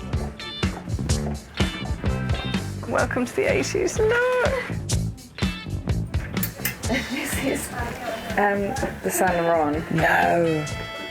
My God, it's like the dream. Isn't that the best thing you've ever seen? The cover story for July is the return of the 80s Sloane, and it's a story that is based, it's actually come from fashion. So a lot of the stuff, a lot of the very, very coolest designers this season have done very, very kind of 80s clothes, but specifically the sort of clothes that an 80s Sloane would wear to a ball. Lots of sort of weird taffeta dresses, but really, really fun. And then we've got this, which was your favourite, the Lanvin. So we could do a nice... It's a perfect party dress, isn't it? Isn't it absolutely So beautiful? from behind, kind of Exactly. kicking her heels up, just laughing, lots of energy and joy. Yeah. Kate is looking back through the 80s archive, a time when posh became cool. In that, Tatler has always covered the sort of Sloane Ranger life. It certainly very much came into its own in the 80s. You know, there was a lot of money running around, people were interested in having a good time, and Tatler was covering that world particularly well. I mean, Madonna's on the cover of this issue. This is 1986, she was the coolest person in the world. This is the kind of Proustian feeling that we want people to get when they look at our issue on the 80s in Tatler. It just reminds me so much of what I wanted to be like at that time. You know, all these girls in these fantastic sort of strapless taffeta ball gowns and all these sort of slightly spotty youths, but, you know, I would have been in love with almost every single one of them. Excellent. The biggest selling book in 1982 was the Sloane Ranger Handbook. It was a manual for how to live like the upper classes, and it gripped the public's imagination. Diana brought a sort of searchlight onto her world. You know, what to wear, where to live, where to school your children, how to think about the world. You know, the honed in battle attitude. You lose a limb. However, the wrong choice of a tweed, the wrong blue on a Tuesday afternoon, that is something terrible. That is epically terrible. You know, you cry about a dog, you don't cry about members of your family.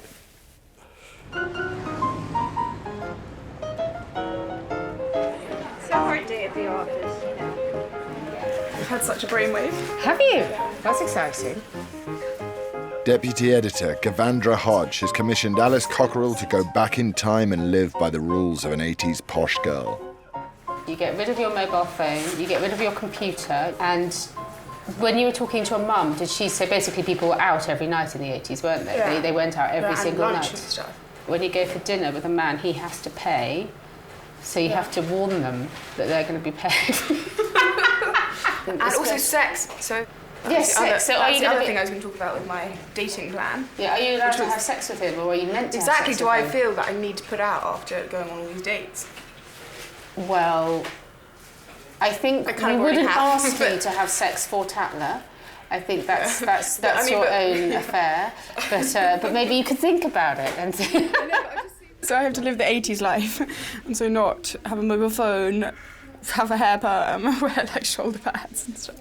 Like, you know, I'm only allowed to go to parties or things that I'm invited to, but no one's gonna invite me. No one's gonna call. I haven't got a landline. No one will call it, and I'm not allowed to contact anyone by Facebook.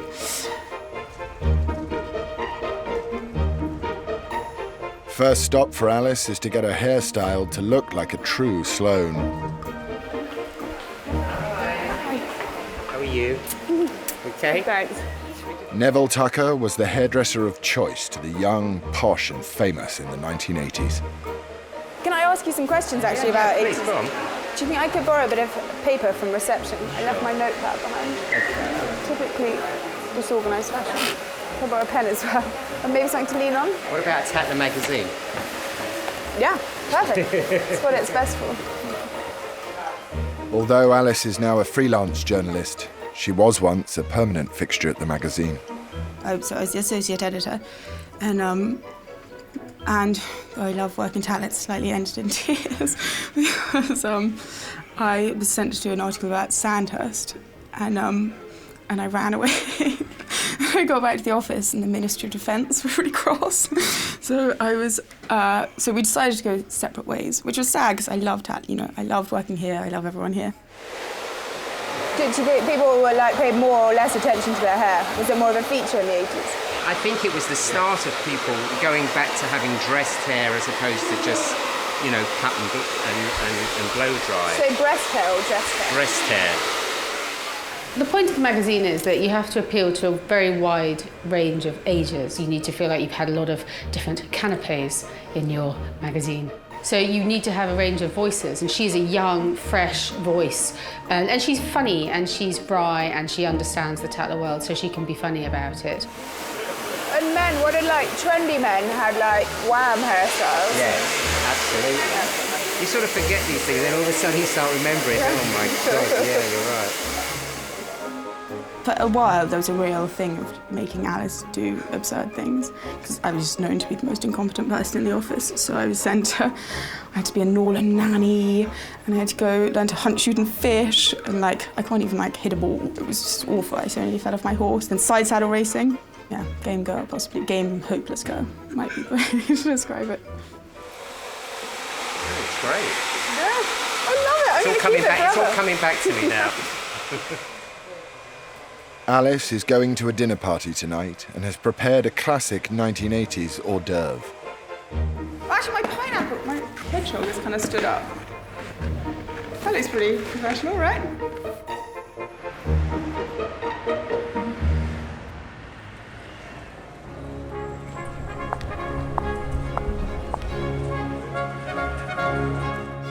The upper classes like nothing more than to celebrate their fading institutions. Sophia Money-Coutts has been commissioned to write a piece about the dying tradition of the family nanny. Nannies are obsessed with potty training, and that's obviously one of their big jobs, as it were. And there was a nanny, apparently, who completely terrified. I think she had a little boy, a 2-year-old charge, and if he wouldn't go on the potty, she would then push her finger up his bottom and check that there was something there, and if there was, then tell him off, basically, for holding back on her. She's like, oh, God. The thing about Tatler is it's supposed to be an insider glimpse to a very specific world. With these nannies, a lot of them have worked for very grand families, prince and princesses' children. It's a kind of bygone thing, because it is a dying thing, sadly. Harry's a lovely bloke. I thought he'd go setting up. Right, what happened with this? Oh. Yeah, he's... Sophia has some useful connections to help get her started. She is from a private banking family, and her father is a lord. Her stepmother, Lady Shauna Latimer, grew up with a nanny until she was 15 years old.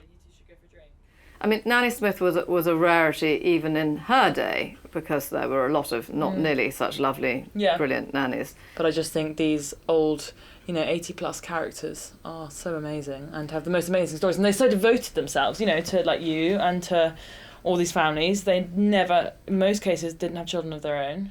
And I mean, my mother in many ways was a fantastic woman, but she was very beautiful and very dramatic and very, legend in her lifetime. But she wasn't a mother. She wasn't the slightest bit interested in any of her children, never has been. She's really only interested in herself. So anything good that I learned from Nanny. She was the one who taught me, everything, how you laid a table and basic cooking and making your bed and being a nice person and caring about other people, thinking about other people. Nanny Smith retired from her large family when she was 69. Yay! Here we are. She's now 83 years old and lives in Somerset. Hello. Yes. Hello. So I was 19 when I took my first baby. The loneliness, I think, was one of the things that caught me as a surprise. And you're on your own with the children quite a lot, really. You're the one that's always there, and the mothers are out doing different things and having a social life. But you're the one that's always there, but you always have to stand that little bit back, really, and make the children see that the parents are the most important people in their lives. I always felt sad that they missed the first smiles and the first walking, and you try to encourage the child to walk when the mother's there, and forget that it walked 2 days earlier when you were there. You sort of try and give them that sort of pleasure. Was there a big nanny network, Nanny? Did you know lots of others from other kind of grand families? Was there? And would nannies, therefore, from a kind of ducal family be more snotty, maybe, than... Well, they might think they were. But you find that as the years go by, you've got quite a position in the house.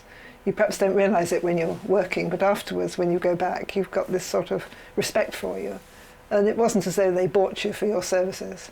But it was like that with my father when he was a chauffeur. They valued what he did because they didn't want to do it themselves, And they were, he was Smith, and he'd do anything for the family, and they'd do anything for him, really. And they were friends of his all his life. Am I looking at you? Or? Just, looking at me. I have to be careful my smiles because my rabbit teeth show. This is Nanny Smith here, with Timothy, who was her first. I think she was with him, 8 years. So that's Shauna's mum, Libba. Well, she was with her for the longest, so 14 and a half years. My first job, the first baby I had to leave, he was 16 months and the older boy was 4. And I was just heartbroken. But I went straight into the next job each time, really. And you sort of get over it. But the worst one was leaving Shauna, because 14 and a half years is a long time to be with one family. How much did you miss her when she... Incredibly. Imagine your mother just coming in one day and saying, by the way, darling, I'm leaving tomorrow. I suppose that's what happens when parents split up, but mostly you spend alternate weekends with the one that's left. She was very cross because she thought I would be, as she said, transmogrified and live in the, in the cottage on the estate or bottom of the drive or whatever. And she didn't believe I could ever go, and she got quite cross. But she used to come to my flat, and she used to come down and dye her hair sometimes in my sink, and I think I was angry with her for leaving, is what I really think now as an adult looking back on it. I was a child and I probably didn't know what I was feeling, but I think I felt cross with her for leaving, which was monstrous, but children are very stupid things, really. Back on the road. Be on your way, right? I hope you have a good journey anyway. Thank you very much. Don't make too much So lovely to see you. Mwah. What it is a shame is that people today can misunderstand the relationship with staff. I love full family. Yes, of course. Okay, they were paid for what they did, but they were also loved and valued for what they did, and remain part of the family forever. Sophia's piece will be a 6-page feature titled My Heart Belongs to Nanny. all of them gave me little tips, nannying tips. So Nanny Liebes, her tip is read them Beatrix Potter before they go to sleep because it lulls them into a sleep pattern. Nanny von Preussen, her tip was, swaddle all newborns, like that, so they're all wrapped up. And then Nanny Smith, bless her, her tip is, and it just so goes with this picture, because she just looks so sweet, is just love them. So her tip is just love them. And that's the end, that's the last picture.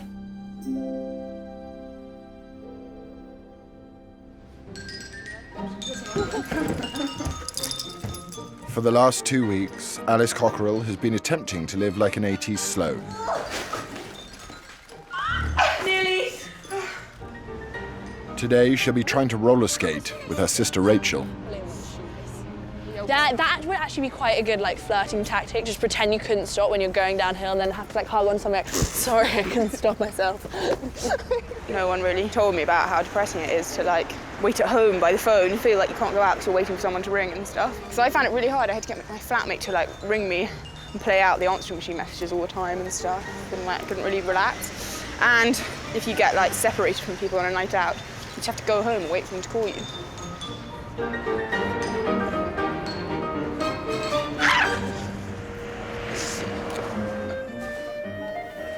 Morning, Leander. Fine. Alice's final copy of the article has been submitted to editor Kate and her deputy Gavandra. For her research, she's been to an 80s dinner party, attempted a daily aerobics routine, and attended the classic country Sloane pursuit of point-to-point horse racing. But the article isn't quite what they had in mind. Oh, here it is. I'm not sure there's any more she can bring to us. No. She just hasn't got that extra level of kind of reference to make it right. And with stunt-type pieces, they need to be so clever, so brilliant, so funny, so intelligent. They need to work 110%. And Is this, I don't even think... Well, there's no point picking this over. No. I think we let it go. When the whole 80s issue comes out, we can put it online and we can use the pictures, so then the whole thing isn't completely wasted. Yeah. It's probably largely our mistake because I think actually she's too young to really understand. Perhaps it would have been clever of us to commission somebody, of my generation or a little bit older even, to go back to their heyday. That would have been quite amusing. So we are going to let this one go and then we're going to come up with something else. It's down to Gavandra to let Alice know her piece has been dropped. This is halfway through the magazine cycle. It means we have to turn something else around quite quickly, but I think it's better to do that. You know the things that are going to make you feel disappointed, and if you can tell that it's going to make you feel disappointed, it's best to change it, not run it, do something else. Gavandra will now have to write a piece herself to replace the dropped article. But she's used to turning around stories at the last minute, having previously worked as a journalist at the Evening Standard and independent newspapers.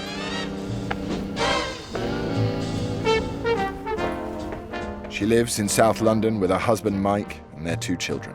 Wow, that's pretty cool. That's Dad, that's me, and that's my mum. Although she went to a public school, her parents are from a working class background.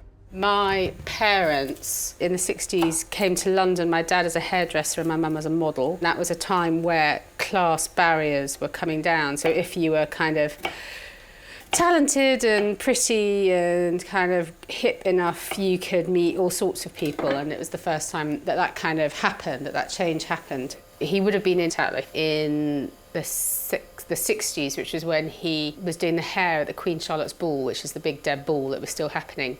And he ended up eloping with Jane Harries, who was 16 and who was the Deb of the Year at that time. And they ran away together and they went to Portugal and they got married, and it was a massive story, and it was kind of newspapers chasing them around. And yes, he kind of lived life in quite an extreme way, but he was, wonderful and fun, and we got on incredibly well, and I spoke to him most days. He died 4 years ago, really, really suddenly, and the night before he'd been taking ecstasy and cocaine and had loads of his mates around, and they were all listening to music and partying, and he went to sleep and he didn't wake up. And I don't think he ever thought he'd live that long anyway. And he hated being ill, and he would never have wanted to not be able to walk down the King's Road and look at girls in short skirts. So I think if he could have chosen a way to go, that would have been it.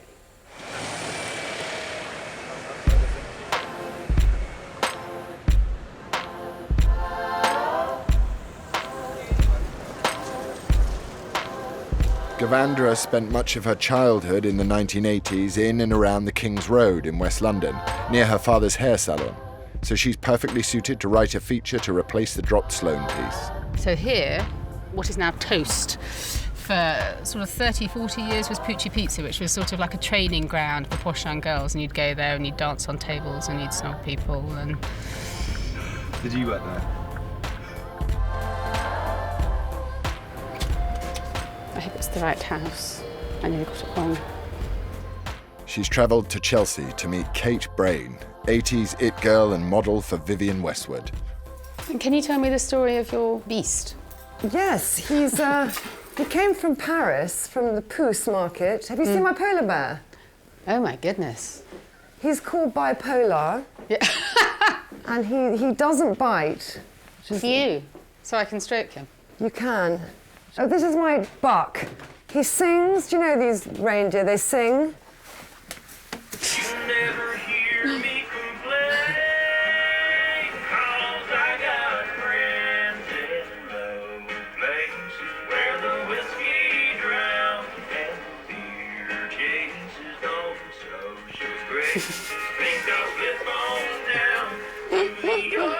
Anyway. Yeah, so going back to the 80s, you know, I would say the King's Road was very much the kind of centre of, you know, the kind of, I suppose, chic punk side of it all. And you had that fantastic pharmacy where everybody went to get their drugs. The Chelsea drugstore. Exactly. Yes. A big mix musically. This is the most important thing. The fashion was, you know, very much affected by, you know, let's face it, there was like Vivienne Westwood, Malcolm McLaren, you had The Clash. One of my great friends in Tokyo was going out with Mick Jones. Wow. So I used to hang out with The Clash a bit in London. That was amazing. Yeah. You know, the other side of it was the kind of Lady Di and the big pan collars, and you had the headbands and flash dance, and suddenly the leotard became something to wear outside of the dance studio. Interesting mix. Yeah. And do you call yourself more Sloane or more punk, or were you kind of where they met? I hope I'm neither. I mean, I'd love to have been a punk, but I just wasn't gonna. Yeah. I haven't got the right hair for it, really. Yeah, well, it's quite hard to get those maheen things, isn't it? Yeah.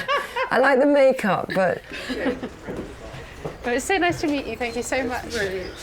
The great thing about people from the upper classes is they don't care what people think of them, so they are willing to be wild, anarchic, do crazy stuff, have parties, and not really care what people think of them, because that's just part of their sort of DNA, and that's why they're fascinating to observe and talk to and write about, and that's why they have lives that are more colourful than, say, middle-class people who are more concerned with appearance and fitting in and being, you know, slotting into their apportioned roles.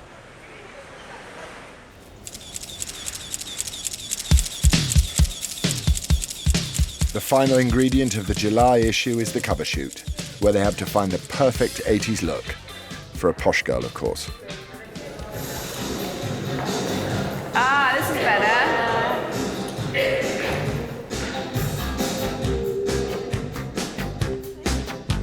Some boys kiss me, some boys hug me. I think they're okay. If they don't give me proper credit, I just walk away. Any cover is really our #1 ad for the magazine, but it's got to sum up everything that we're hoping to convey. So it's got to be a girl dressed and styled in a way that is reminiscent of the 80s, but it does have to feel contemporary and current, but not be too standoffish. It can't be too snotty. There's got to be something about it that seems very approachable. That's nice. Was that the one we liked? Yeah, I think the ones we had earlier. Yeah. Yeah, you're right. I like that one.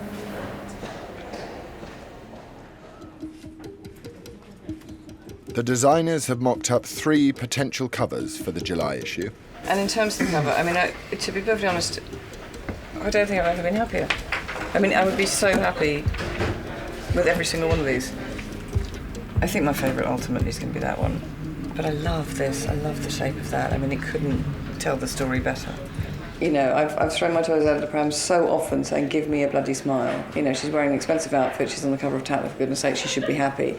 So I get the happiest, most perfect, glossy, glamorous, expensive picture. And then I go, oh, but that's really pretty. And you think about why people buy magazines, you know, as opposed to reading them on their iPads. And a lot of it is they want to leave them on their coffee table because they look glossy and beautiful. And we might send them, we have an amazing research department. And we can send both covers out and they can survey, you know, 250 people who usually buy Tatler and say, which do you prefer? You know, we don't always do what we're told, but it adds information.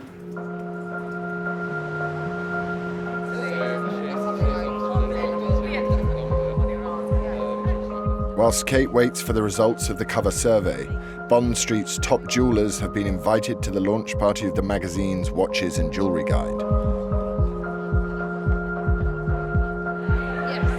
Now the magazine is given 5,000 copies of the supplement to the top London hotels, perfectly timed for the summer influx of super-rich visitors to the capital. It's Ramadan, you know, so the Middle Eastern are, you know, in town before going back to Ramadan. The Chinese are coming to visit, you know, with the children in school. So it's really the most international city in the world. And that's the reason why everybody loves shopping in London. Thank you all so much. This wouldn't be possible if you didn't all design and make and sell such beautiful jewellery.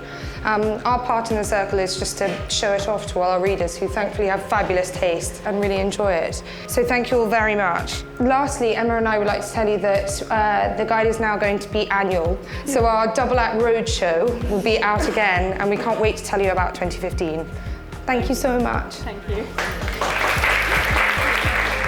I mean, jewelry is doing well because it's intemporel. I mean, it's something that as long as there would be women in the world, and thank God, then there are a lot of beautiful women, and that they will, and the men will fall in love. I think there will be a nice, you know, nice business for all of us. Thank God.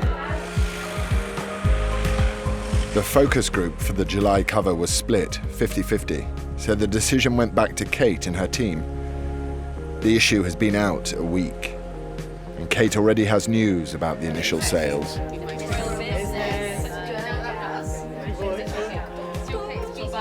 Okay, just wanted to tell you that I don't know if you all know that every Friday I get an email of doom from the circulation department, and it's sent to all the editors and all the publishers, and it shows us not only how many copies we've sold or the projection for that week, but also how many copies all the other magazines have sold and how far up and down you are year on year. And it's excruciating because everybody else always does really well and sometimes we don't always. Anyway, this week we have so knocked it out of the park and we are the best in the building. Thank you all so much for working so hard. One of the great things about this issue is that you've got this lovely, kind of unequivocal, beautiful cover. And then we also have the incredibly hefty watch and jewellery supplement. We will continue to do supplements on pretty much anything there is a market for. Not only do we know that the readers like them because they're getting 2 magazines for the price of 1, but they are very, very lucrative for us. You know, this is basically double the advertising. The next Tatler supplement will be a guide to luxury yachts. And almost anything is possible when you have the richest readership in Britain. I mean, if there is a sudden trend for hovercrafts, there will be a Tatler hovercraft supplement within weeks.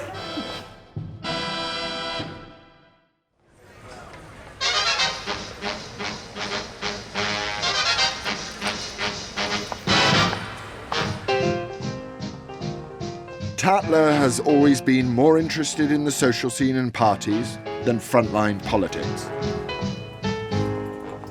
What's this one? There's gin and tonic. Yeah. Oh, hang on. They're on the label somewhere. But some issues are too big to ignore. Yeah, all the swanks live, all have like cottages and lodges and stuff down the river because it's the best salmon fishing. North of the border, politics is stirring the upper classes. And for the magazine, it's an irresistible opportunity to take a look at Scotland's toffs. and it's in order of precedence. The Duchess of Buccleuch and Queensberry is the most important. Yeah, she's a big gun. Tatler features editor Sophia Money-Coutts, who grew up on the Scottish borders, is writing an article for the August issue. No one else is going to look at the Scottish referendum and think, brilliant, the way that we must tackle this important political issue is by going from castle to castle and interviewing Scottish toffs. So, the point of Scotland, of me going to Scotland, is a bit like... Alice, I don't know if you But before she takes the sleeper train on her toff hunting expedition, she gets insider tips from her colleague Alice Cockerell.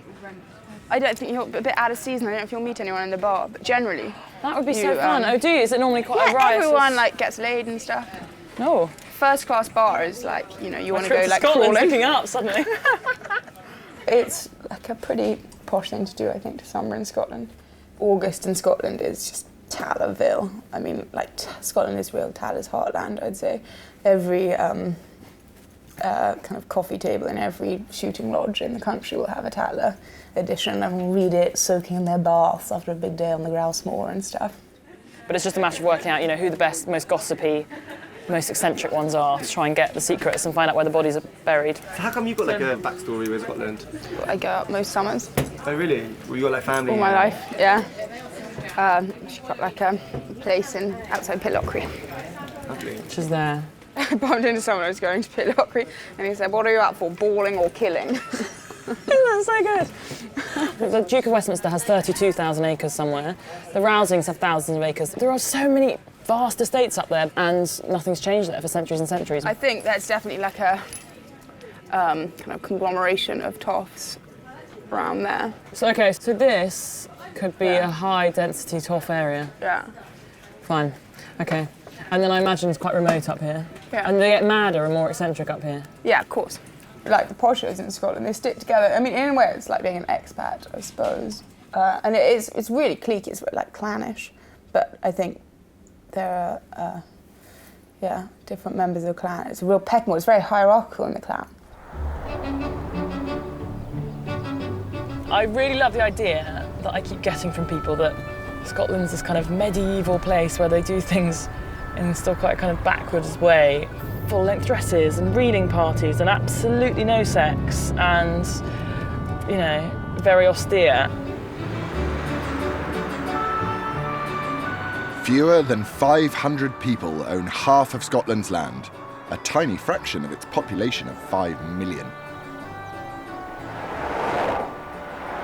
I just quite like the sense it's all a bit feudal and backwards, but then I don't want to be mean to all the people that I'm going to interview by making them all out to be incredibly backwards. I just want to kind of look at the like romantic side of Scotland, basically, by hopping from castle to castle. Winkle your way in, I would say, and then do them over.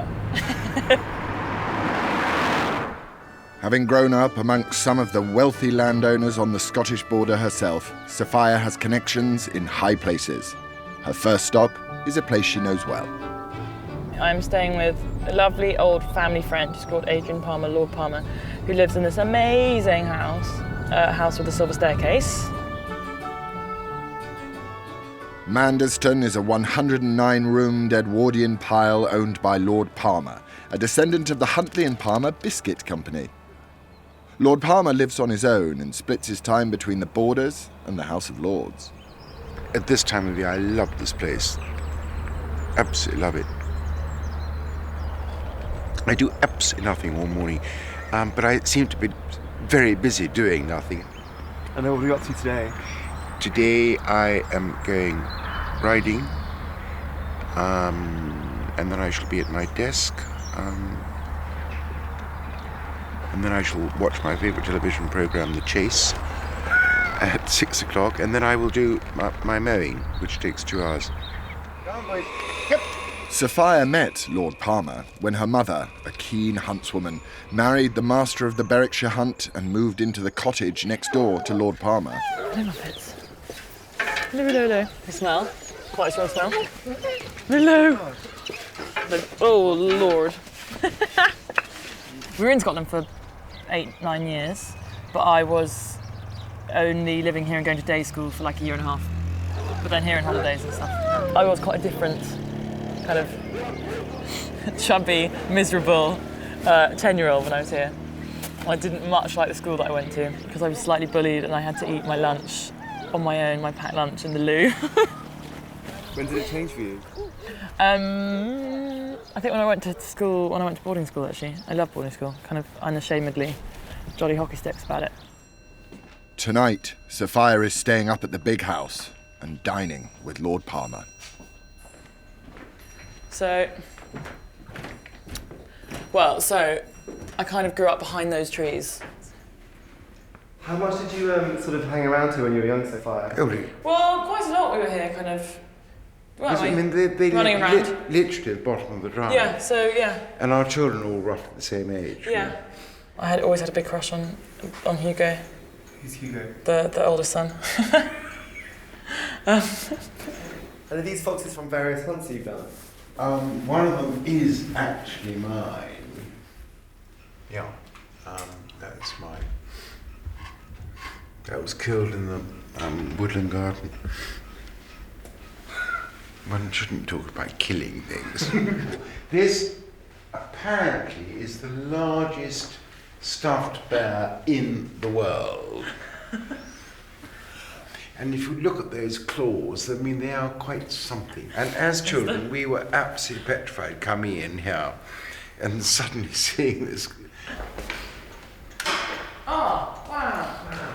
The story of this is that my great-great-uncle married into the aristocracy, and he was not particularly aristocratic, but he inherited a huge amount of money and he wanted to impress his in-laws.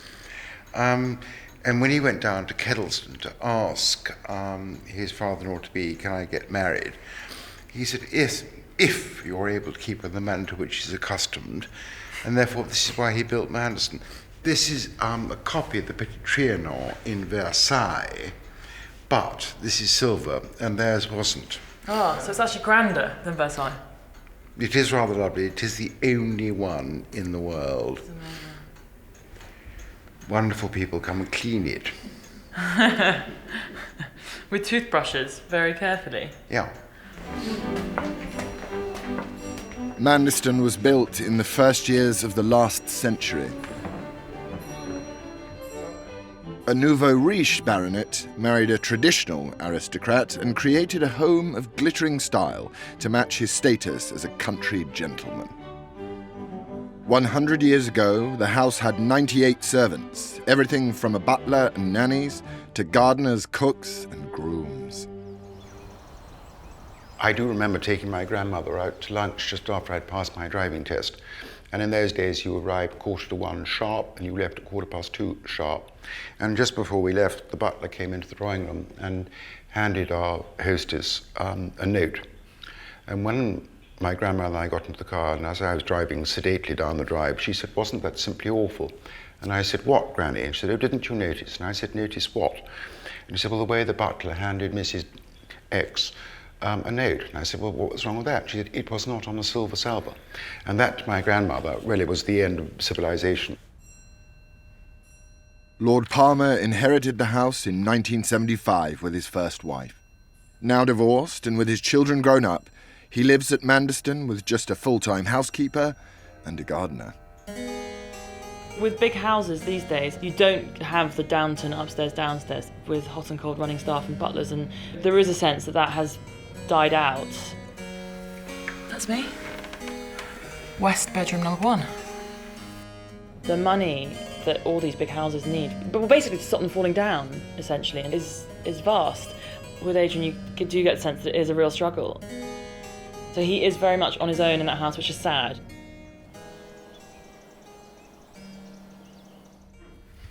Well, actually, genuinely, that was not put out. And there's one there, I can see. I remember, Adrian, when I was probably 12 or 13, you asking me, did I really want to be a journalist? Because they were kind of the very worst people. Journalism is the worst profession in the world because technically a prostitute is giving pleasure to somebody. Oh, no, but look at all your tips. Well, you are so incompetent as a profession. It is unbelievable. The whole point of doing this piece, basically, to try and gauge what the temperature is like for kind of the people that Tatler would be interested in vis-a-vis independence? I'm guessing that you're very strongly against, and in that case, why? I'm a very bad person to ask of that question, because I did actually have a private member's bill to get rid of the Scottish Parliament, because of course I am not Scottish in that I have a tiny bit of Scottish blood in me. I adore the Scots, I love Scotland, and I also greatly think that the Union is incredibly important. And I think the breakup of the United Kingdom after all these years is an absolute tragedy.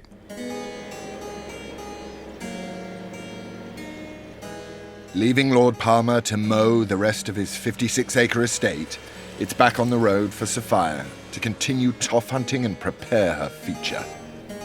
I think people who own that much land are just nervous that somehow the right to buy could be given. Tenant farmers could buy outright properties that they own and land that they own. It's all up in the air, basically, but I think that is the fear, that change. Winter, dark times are coming, maybe. While there may be a perceived threat to a certain way of life north of the border, 500 miles south and things are quite different. London and the southeast is awash with Russian money. Oligarchs now top the Sunday Times rich list. They are buying swathes of property, and now they're trying to buy into the upper-class social scene. It is something Tatler can no longer ignore. Okay, so I think the deal is that we've all got a bit sick of hearing about Roman Abramovich and Chelsea and his house in Cheney Walk and this, that and the other.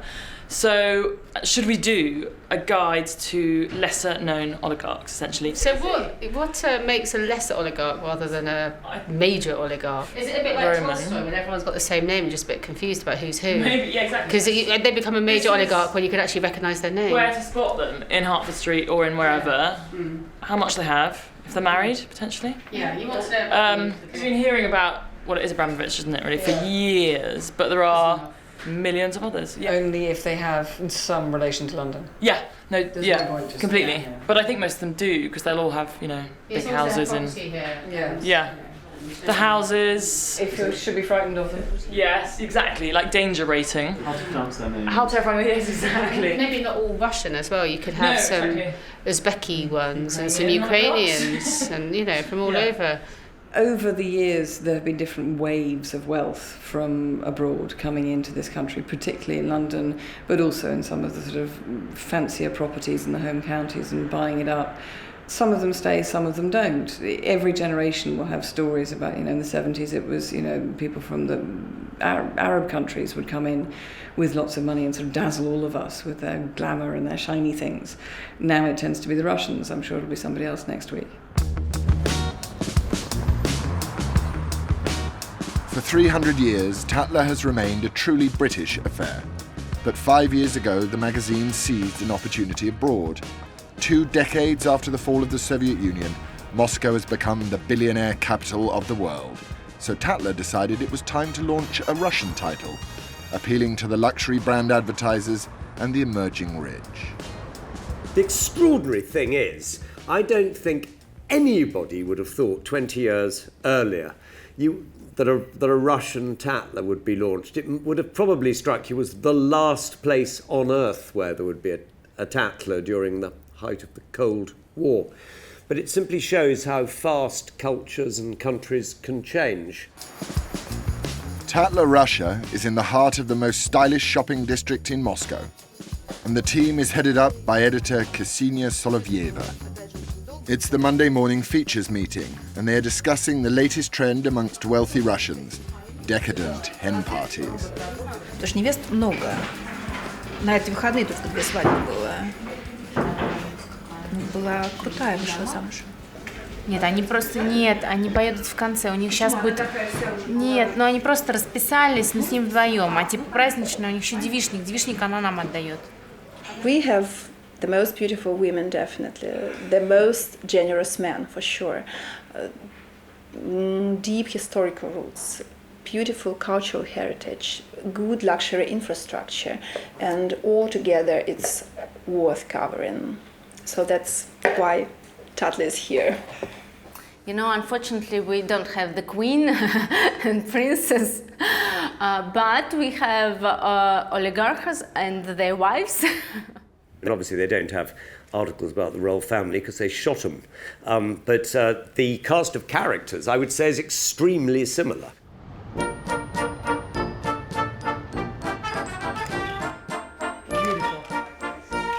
That's nice.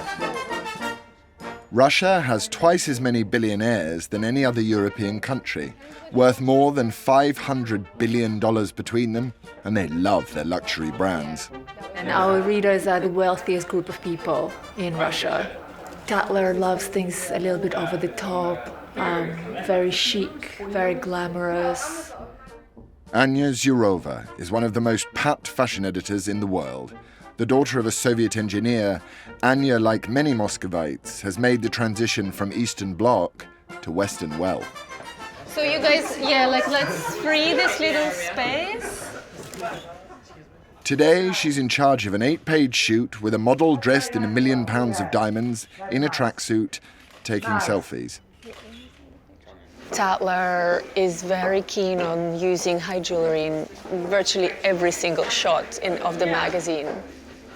So we always have to deal with this big, serious man with guns sitting on our shoots, protecting all the diamonds. But don't cover your earrings and necklace. The magazine generally is about luxury and beauty and success and great mood. No. We like smiles, we like, positive, uplifting atmosphere, we like lots of jewelry, diamonds, we like puppies. Whilst Russian Tatler seeks to profile its nouveau riche class, its British counterpart prefers to feature its ancient aristocratic families. Oh, bollocks, was that it maybe up there? I don't know, I feel like we might have just missed the turning. Yeah, I think it's probably up there. If possible, do a U-turn. Oh God, you're doing it so... Sophia is in Inverness and has come to visit Leonie Gibbs, an aristocratic, eccentric sculptress who lives on the 1,100-acre Belladrum estate. They're just the kind of a family who you could end up sitting next to, the Queen maybe at lunch or someone extraordinary. Just gather up interesting, arty types. Is this your whole studio? Wow! The last 2 months, I've been very lucky. With quite grand, uplifting music. I always have uplifting music. Just watch the geese. Leonie moved into Belladrum in 1987 with her husband after his family took back the ancestral seat. Okay. Cutting out the pieces and then timesing it by 3. And that was me having to try and remember my maths lessons. Yes, I was going to say. And I was never very good at maths. In fact, I failed. Oh, this looks very technical. I got an E. No Scottish toff has a Scottish accent at all because they've either been to school down south or they've been to posh Scottish schools where it's beaten out of them. So they all talk like the Queen, basically like Prince Charles. Just to warn you about this place. This is plaster. So be very careful. Oh, not that careful then. Look. I love it. And how long has this taken? I've been working on this for about 6 or 7 years. On and off. I come and tickle away at it, then I disappear again for a while. And think about it. Go on holiday or try and run away. Her dad is Mervyn Fox Pitt, who was a big polo player, who I think still lives up there. But yes, she was a Fox Pitt, and they are related. One of those English families who just are related to everyone. Just to warn you about this floor, apparently Joe's just told me the other day it's a very dangerous floor where it's like the whole thing's being held up on one tiny little splinter. And then you see this one, because I'm a squirrel, I can't say goodbye to anything, so I should really... Oh! I just dropped it. Just fell off. Another bit of the poor old chap. What I feel about it, Scotland separating from England, it's like divorcing a rich parent. Yeah. Because if people just do a timeline back and realise why was it we became together in the first place, people fought for us to become together. It's a very serious thing now to separate us. And why break something which if it ain't broke? If it ain't broke. Are there big estates round? What are the biggest estates round here? The estate opposite here. Yeah. Beaufort. Okay. That's now where the Frasers used to live. He was on a drag hunt just here. Within 10 minutes of the hunt setting off, I saw him coming down the hill, red coat, looking terribly smart, master of hounds, and what I didn't realise was he was actually dying at the time on his horse, having a heart attack. Well, I suppose that's what he loved, and that's the way to go. And he actually died on the saddle. And then people think he fell off, but he never fell off. They had to take him off and try and pump him back to life. And the whole estate, everybody was there all standing round him. Does everyone know everyone? Yes. Yes, everyone does really, because there's not very many people to know. Yeah. And could you ever turn your back on it? Would you ever sort of imagine yourself not here? No, I tried to do that. I did actually try and run away about a year ago. It didn't really work, because actually where I was thinking of running away, it was too flat. Because it is ferociously beautiful as well. I mean, just take one look. Today, you couldn't get a better day for seeing it all. It's just magical. But it's a bit of a fantasy world, it is. Yeah. You have inherited a big house and it has been in your family for generations. You don't want to be the one that goes, do you know what, I don't fancy this, I want a bungalow, sod this. What a disgrace to have to eventually admit that you can't handle it. No, it's not necessarily decreasing, it's kind of changing, which is what it always has been. Thus, when back in the days when British toffs were marrying, rich American heiresses, Nancy Astor, and that's always gone on. There's always been, new people infiltrating the ranks. Whilst British Tatler honours its centuries-old aristocrats, Russia is busy creating a breed of class all of their own.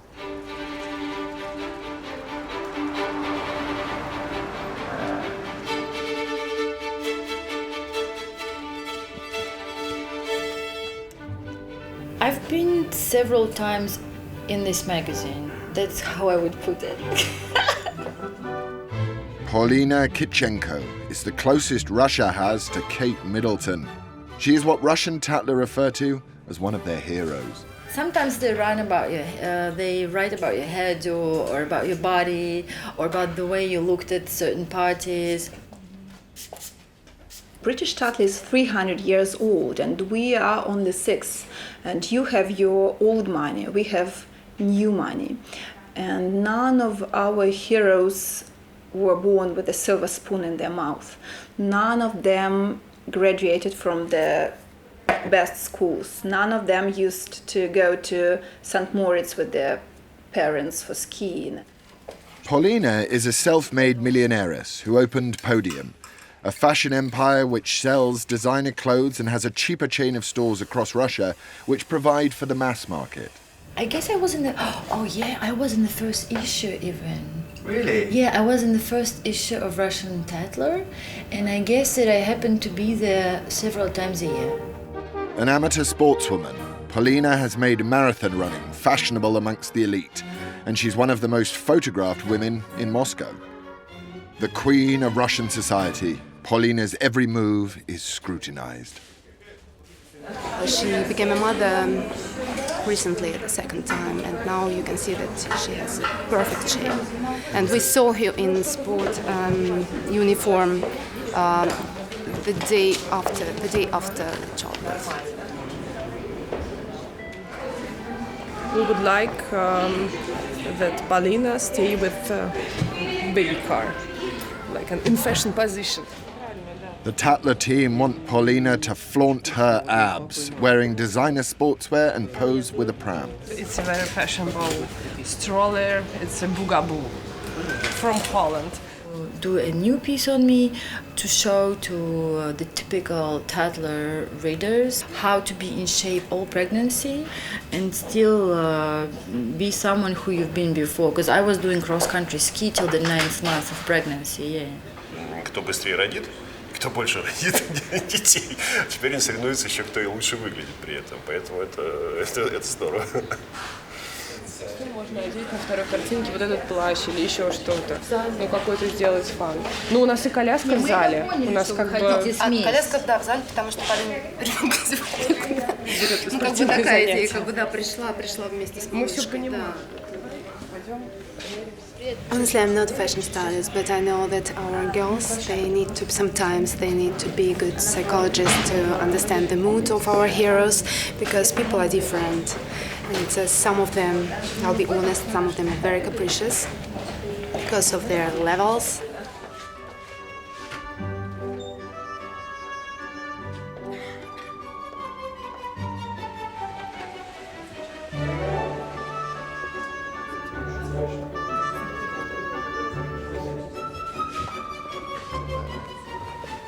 Is she happy?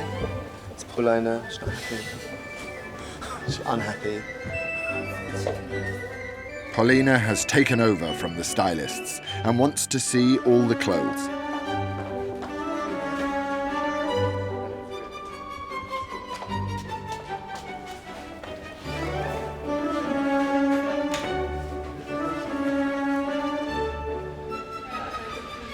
After rejecting 3 racks of high-end brands, Paulina opts for an all-in-one black running suit.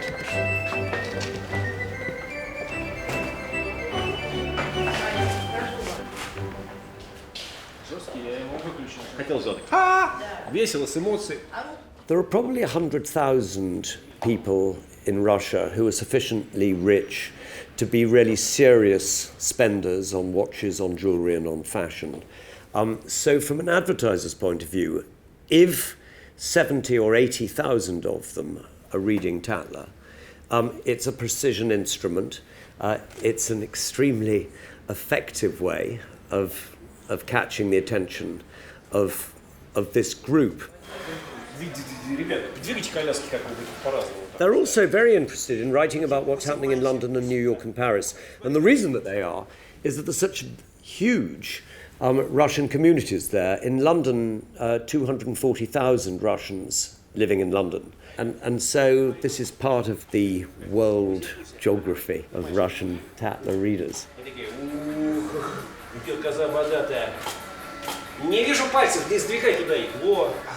At the end of the day, we both write about people, about love, jealousy, greed, vanity, generosity, cheating. But there are much more possibilities here than to write about tweed jackets. Born with a big silver spoon and a closet full of tweed are one of Scotland's grandest families, the Duke and Duchess of Argyll. Sophia is back in Scotland, and her referendum-inspired road trip has brought her to Inverary. Doors are open to you quite often because it's Tatler, so people generally think, oh, it'll be a kind of softer ride. It doesn't necessarily mean it is going to be a softer ride. What do the SNP say on mansion tax? I think Alex Salmon likes tourists because he knows that that's good money, for business, but I don't think he necessarily likes big houses and posh people. English speaking. So it's a difficult one for him, isn't it? English. So is that the crest and the flag up there? Yeah, so that's Torquil's flag. So if he's home, that's up. And otherwise it's just the black no, really? And do they take one. it down when he's yeah. not? Well, it's just me and the children, then we don't get you don't? Just the riffraff. Most of these places are hit pretty hard by inheritance tax anyway when they have to pass it on to the next generation. They do have big tax bills, these places. So the thought of another bill on top of what they're already paying, I mean, it's not wrong that they're paying tax, you know, they're very lucky, they've got lots of land, big houses, but it does make, you know, paying for the leaks in the roof that one bit harder. The Argylls are one of the oldest clans and own one of the biggest estates in Scotland, with over 60,000 acres. Their land and properties have been handed down from generation to generation since the family came over from Ireland in 700 AD. In the olden days, you know, there was enough money. You had so the family here lived in Shaftesbury Avenue. They lived way in Holland Park. They lived in Richmond, was their sporting lodge. And then this was for 6 weeks in the summer.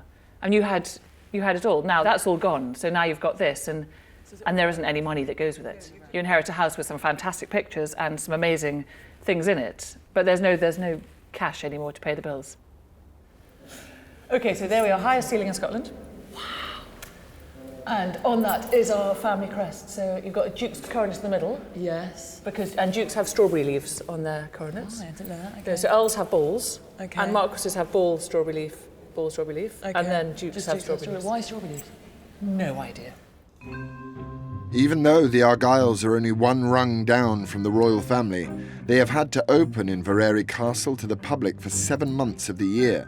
To survive, they have been forced to open a gift shop, cafe where one can sip on a Duke's special hot chocolate, and recently allowed Downton Abbey to film a Christmas special. Duke of Argyll's looking terribly smart.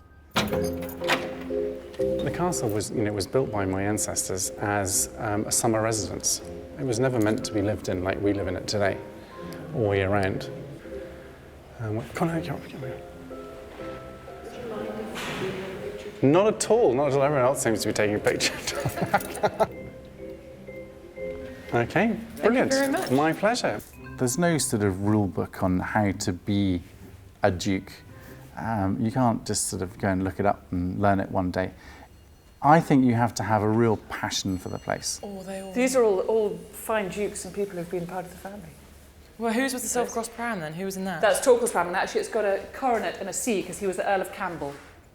On it? On the side. And then did they do that? Did Silver Cross do that? I back presume in the so. day? And then it was I should have also had that your in my nanny nanny's got, there was priority on benches. Yes, in I the know, 'cause parks, I've just wasn't written a there? piece about old nannies, and there was a bench for kind of nannies of title families. Exactly. And you were like, and if Torquil was sitting there, retired. he was only an earl's child, but then he was the son of a duke, you would, I presume, have priority over just some rubbish lord again. Yeah. What is your title? What is my title? Well, my main title is Duke of Argyll, but it does have about another sort of 26 different ones that go with it. But I think probably in today's world, the most important one is called MacIlan Moore, which means I'm Chief of Clan Campbell, which is, of course, one of the biggest and greatest Scottish families that's ever been. So it's quite a responsibility. And then this is all things Campbell, so that's the Campbell family, so that's Torquil at the top.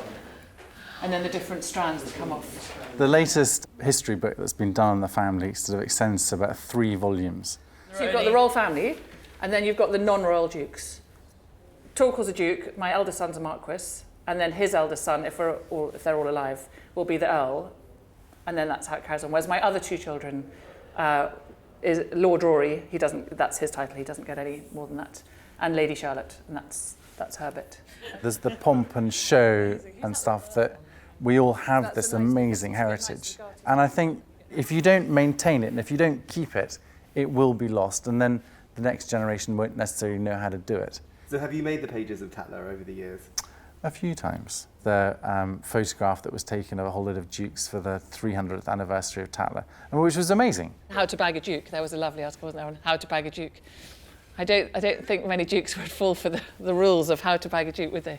But if it's making people laugh and people are buying the magazine, then that's great, isn't it? And how do you bag a duke?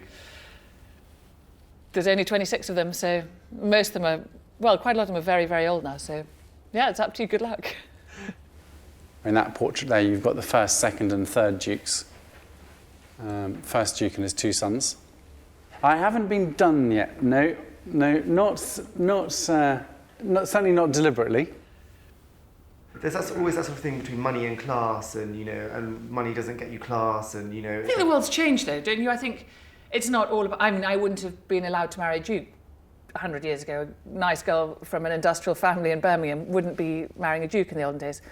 If you look at all the big aristocratic families, I think most of the wives now aren't from aristocratic families. I think everyone realised in times of change. For a start, the royal family then stopped marrying royal families because there was haemophilia was rife, and you sort of ended up getting too close to gene pool. So I think everyone's moved around. Things have moved, haven't they?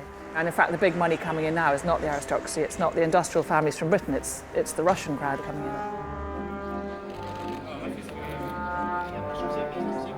Not only are the Russians coming over, they are also appropriating some of our oldest traditions. 50 years ago, the social highlight for most young upper-class girls was their debut into society in front of the Queen.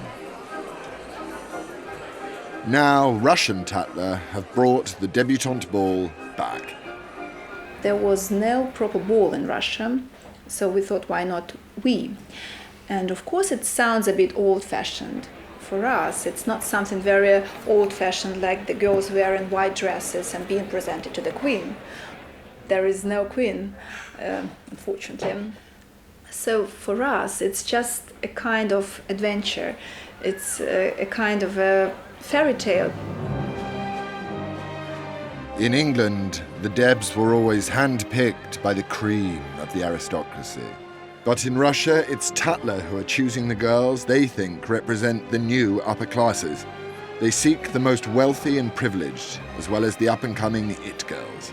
Ну, это я пробую как выходить в свет, и очень волнительно это все. Я хочу пойти по стопам моей мамочки, быть актрисой. Это тоже как бы своего рода проверка.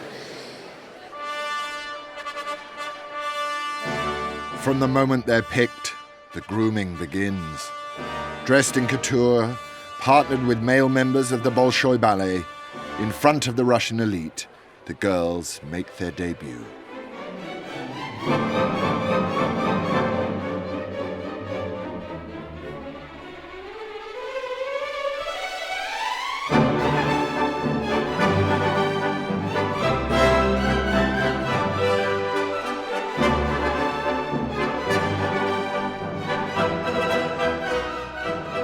I've never been to this debutante ball thing they do, but I'm always absolutely fascinated by it because actually it's something that I don't think that British Tatler would do or could do. Young Russian girls are dancing with male stars from the Bolshoi, and these are all either the children of oligarchs, or some of them have kind of surnames like, I don't know, Tolstoy and Stalin and things. It is the rummest thing. It does make you wonder what all those Politburo generals during the days of the Cold War would make of it.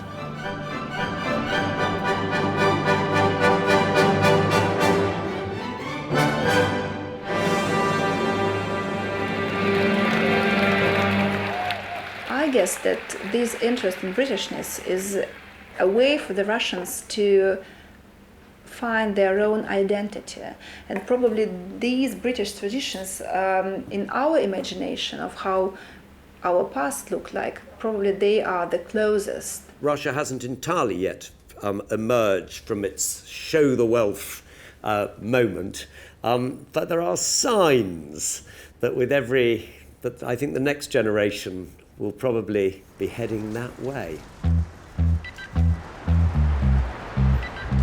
Their readers have acquired all the jets, jewels and estates that money can buy. But now the new upper class are beginning to set their sights on their child's education in British private schools. A lot of the things that work in the British edition of Tatler also work in the Russian version. For example, schools. Many see it as a passport to a better life and a perfect entry point into high society. One of the most successful things that they run in Russian Tatler is what is a Russian version of the British Schools Guide.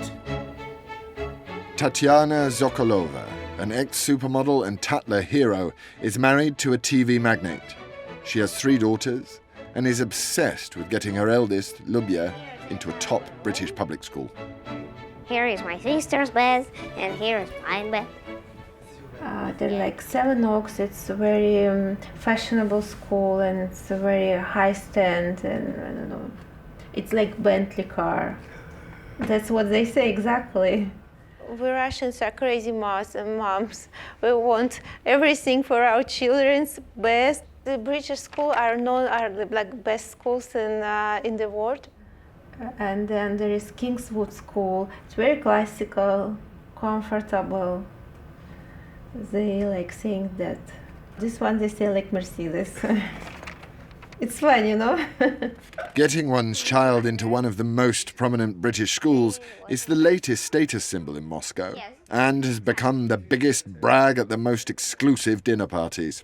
You probably wouldn't have predicted in the post-Stalinist days that British independent schools would be crammed out with Russian oligarchs' children, but indeed this is the case.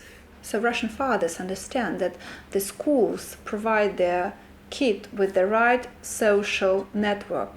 They really try to make their children members of the high society because they themselves, they are not. They probably sometimes language is not enough, sometimes provenance is not enough, but their children will be definitely. So get ready.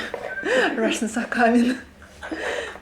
Every year we learn something about England. Every year. What type of word could we use to combine two small sentences? Well, when we start, she was about 7 years old. Of course, she hates it. She hates the English lessons. She hates her teacher. We changed the teachers thousands of times anyway, but now she loved it because she went to UK. She sees the schools. She wants to go. She wants to study. She'll dream about boarding school. So have you been to England? Yes, many times. Have you? Where did you go? I don't know, I went to Olympic Games in London, then I went to Edinburgh School of English, to University College Dublin, and that's all. There is about Marlborough School. They're saying there is Kate Middleton went to Marlborough School. What type of verb do we want to use? Imperative verb. The imperative verb. So, I actually was in a coffee shop today and there were mugs with Queen Elizabeth II coronation. Couldn't quite believe it, didn't buy one, but they were there. Yeah. So we need to expand on this. And remember, this is now our draft. Afterwards, we'll edit it to make it a lot better. You know, you enjoy the tutoring, you enjoy the teaching, but it would be a bit trite to say that's the reason why you do it. You also do it because you get paid quite well. It's quite interesting the way that they often do pieces in Russian Tatler about children of oligarchs and the kind of next generation who are becoming, needless to say, more westernized all the time. It's very noticeable. This huge desire to be educated in England. 12-year-old Lubya will be taking her place at Wickham Abbey School for Girls in Buckinghamshire. Her parents will be paying £34,500 a year for her to board. Buying a place in a British private school is the perfect entry point into upper-class society. Property and land follow closely behind. Almost half of the private Scottish land has now been bought by foreigners, including Arabs, Russians, and even Donald Trump. What with all this spare cash, it's hard for British aristocratic families on their uppers to say no. Take the second exit. I'm going to. Lady Christine de la Rue is Sophia's next stop. Come on, Misty. Twice a widow, she is now moving from her 20-bedroom Ayton castle as she has been struggling with the upkeep. That's all I do is wander about and say A or nay. Here. Come on, Misty. The cook who died last year, she was here 26 years. You see how big this is. She's amazing. She's a really amazing person. And she was Norwegian and beautiful. And I think probably set the cat among the pigeons a little bit in kind of quite straight-laced borders folk. And look, this was my bedroom. And it's not been lived in, but I always kept it heated. I loved this room. And this, he gave me this lovely 18th century Venetian bed. This is where the children always came and even unpacked their Christmas stockings. And no, it was beautiful. It was a lovely life. A Norwegian, Christine was touring Europe in the 1960s, looking for love in the British aristocratic social scene. And she quickly found it in the Scottish Highlands. Is this the dining room? That's just a hall. Just a hall. I remember Louisa del Turco, she said, oh no, you must go to Britain. She said, it's really interesting, the houses are absolutely lovely. And she used to say, the men look amazing.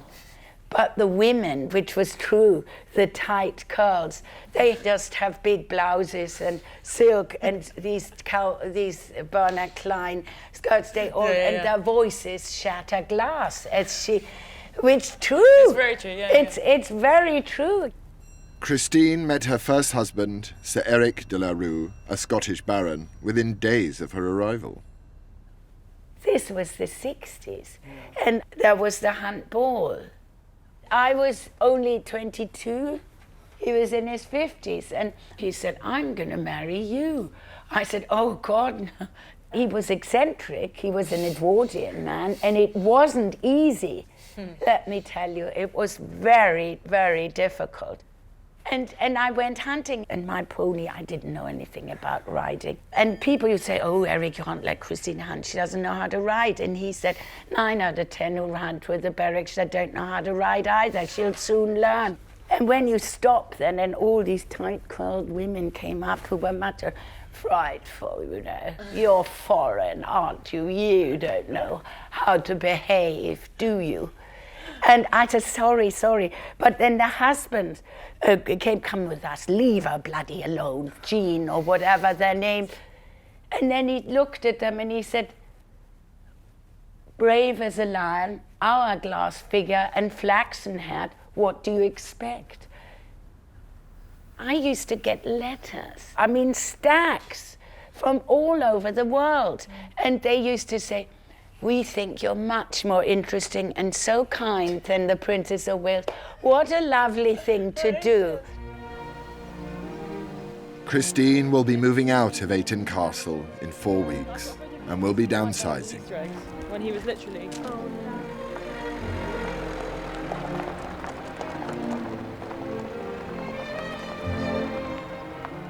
How will it be saying goodbye to this place? Awful. But it's been a lot of heartache. It needs staff, minimum 5, and a butler, and you can't neglect it. It's too big for just one person. And that's why it's all these Russians and the oligarchs who are buying them up. And these people are hardly ever there, and it'll be all dead, and, you know, the times I've had here, and it was busy and lovely. And it was all lived in, and it was wonderful. I've known it since the 60s. What is certain about Scotland's future is more and more of its castles and land will continue to be bought by incoming wealthy foreigners. And the face of the aristocracy will inevitably change, just like down south. There is the sense of old and new creeping in. As estates don't come up very often. I think an estate agent said you get basically 6 big estates for sale every year in Scotland, and they will largely now be snapped up by kind of foreign money because English, British toffs don't have the money to pay, you know, millions of pounds for some moorland. Easton Neston is set in 500 acres of Northamptonshire countryside. It was designed by the same architect who built Blenheim Palace. This house is not owned by a grand old family, but in fact a very rich Russian, Leon Max. Leon Max is a fashion business tycoon who turns over £1 billion a year and has 6 houses around the world. The idea of living in a country, in a grand pile, is still a very appealing idea. For 300 years, the house belonged to the Hesketh family. Lord Hesketh, who was a convivial man, had expensive tastes, but was forced to sell to pay off huge debts. Presumably, I got this house because of the expense of running it was no longer palatable by the previous occupant, Lord Hesketh. He didn't want to leave that albatross hanging on the necks of his children. Leon swooped in and bought the house for £15 million and has spent the same again restoring it. Now, 5 years on, the house is the antithesis of a crumbling country manor. Leon Max bought this huge Baroque pile a few years ago, and yes, as I think done it up immaculately by all accounts, and has staff there now. So does, yes, exactly, live that old Downton way of life. I have a butler who travels with me. There are 3 chambermaids when the house is full of guests. We have 2 gardeners, hedge clipping and tree trimming sort of a service. We have a forester with an assistant. Of course, we have a security detail. And that's about it. And we have a chef when we're here, when we're in residence. So this is the tree we want to get the same one, the weeping willow. Yeah, the weeping willow. The biggest we can get. The biggest we can get. And Roy Goodyear is the head groundsman and spent nearly 3 decades serving the previous owners. Bring it in here. Yeah, oh yeah, we can get it through, Right. and to that's not the problem. It's moving it, transporting it here, you know, on a lorry and things. The talk was a Russian millionaire had bought the place, and of course then you start thinking, what are they going to do with it? Was there sort of like, you know, who is this person? Like, you know. Oh, there were plenty of that went on. When we had the first hunt meet in front of the house, the local hunt come and met on Boxing Day, and I think every person that was there, between 400 and 500, shook hands with him. I remember Mr. Max saying to me, he felt like a pop star.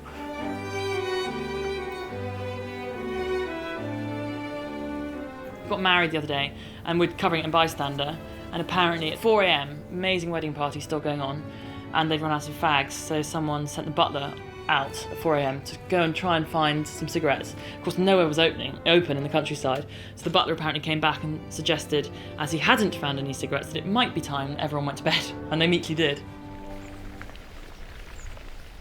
Leon's new wife is a Ukrainian ex-model. So it's very, very pretty here. It's my lovely wife, Yana.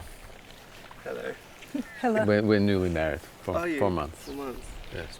And did you feel like the sort of lady of the manor, sort of that sort of, was it, did you, it feels pretty exciting. She's adjusting. I'm still adjusting. She's adjusting slowly. I imagine people conjure up some sort of a crony capitalist, borderline mafioso, uncouth shirt open down to the waist and a lot of shiny objects dangling off his hands. But that's just a false image. There are many kinds of Russians, some are quite cultured. The staircase is, this is where Hawksmoor has reached like a degree of perfection. A self-proclaimed Anglophile, Leon Max has hosted shoots, made friends with toffs, and most importantly, made it into the pages of Tatler. He's chosen to spend his life and a huge amount of his money in England, in a very kind of rarefied world. I mean, he goes to, you know, comes to our Tatler parties. He's very much kind of part of the Tatler scene now. I think I was number 3 or 4 on the most desirable bachelor list. Well, I'm married now, which I found hysterical. That every society has snobbery on some level. You know, everyone wants to feel superior to someone else in some way, and most people do. They find a way to do it. That's the idea of the British upper class, is that class is an inherited concept. But if one does not get to inherit a superior brain power, and if one has no ambitions in life, does that person get to feel superior against someone who possesses all of the above?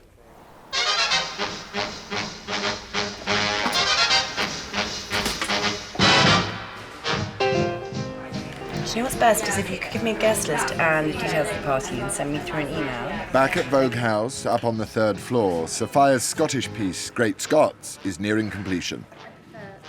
The article is a 10-page feature and will be at the heart of the August issue. These are charming. These are just lovely, lovely pictures. Did you have a good time? Was it fun? Yeah, it was great, because they were all so wonderful, really. Quite mad, but wonderful. So go big, big, big on that. I mean, you could even like open on that. I'm all for new blood, because if the British aristocracy were left to their own devices, you would have children with 5 heads and, you know, 10 arms. They can't just marry each other the whole time. The gene pool gets too small. So I'm all for everyone coming in, basically, and shaking it up a bit. But I think you will still find, you know, traditionalists who are a bit threatened by, you know, new money. Even though, you know, these enormously wealthy and polished people from other countries are moving in and buying up big chunks of Knightsbridge and everything, I don't think we need to worry about our national characteristics being swamped by an avalanche of perfection and glamour. I think that the character trait of being a bit shambolic and a bit scrappy about things is so strongly ingrained in this island of ours that we will still prevail.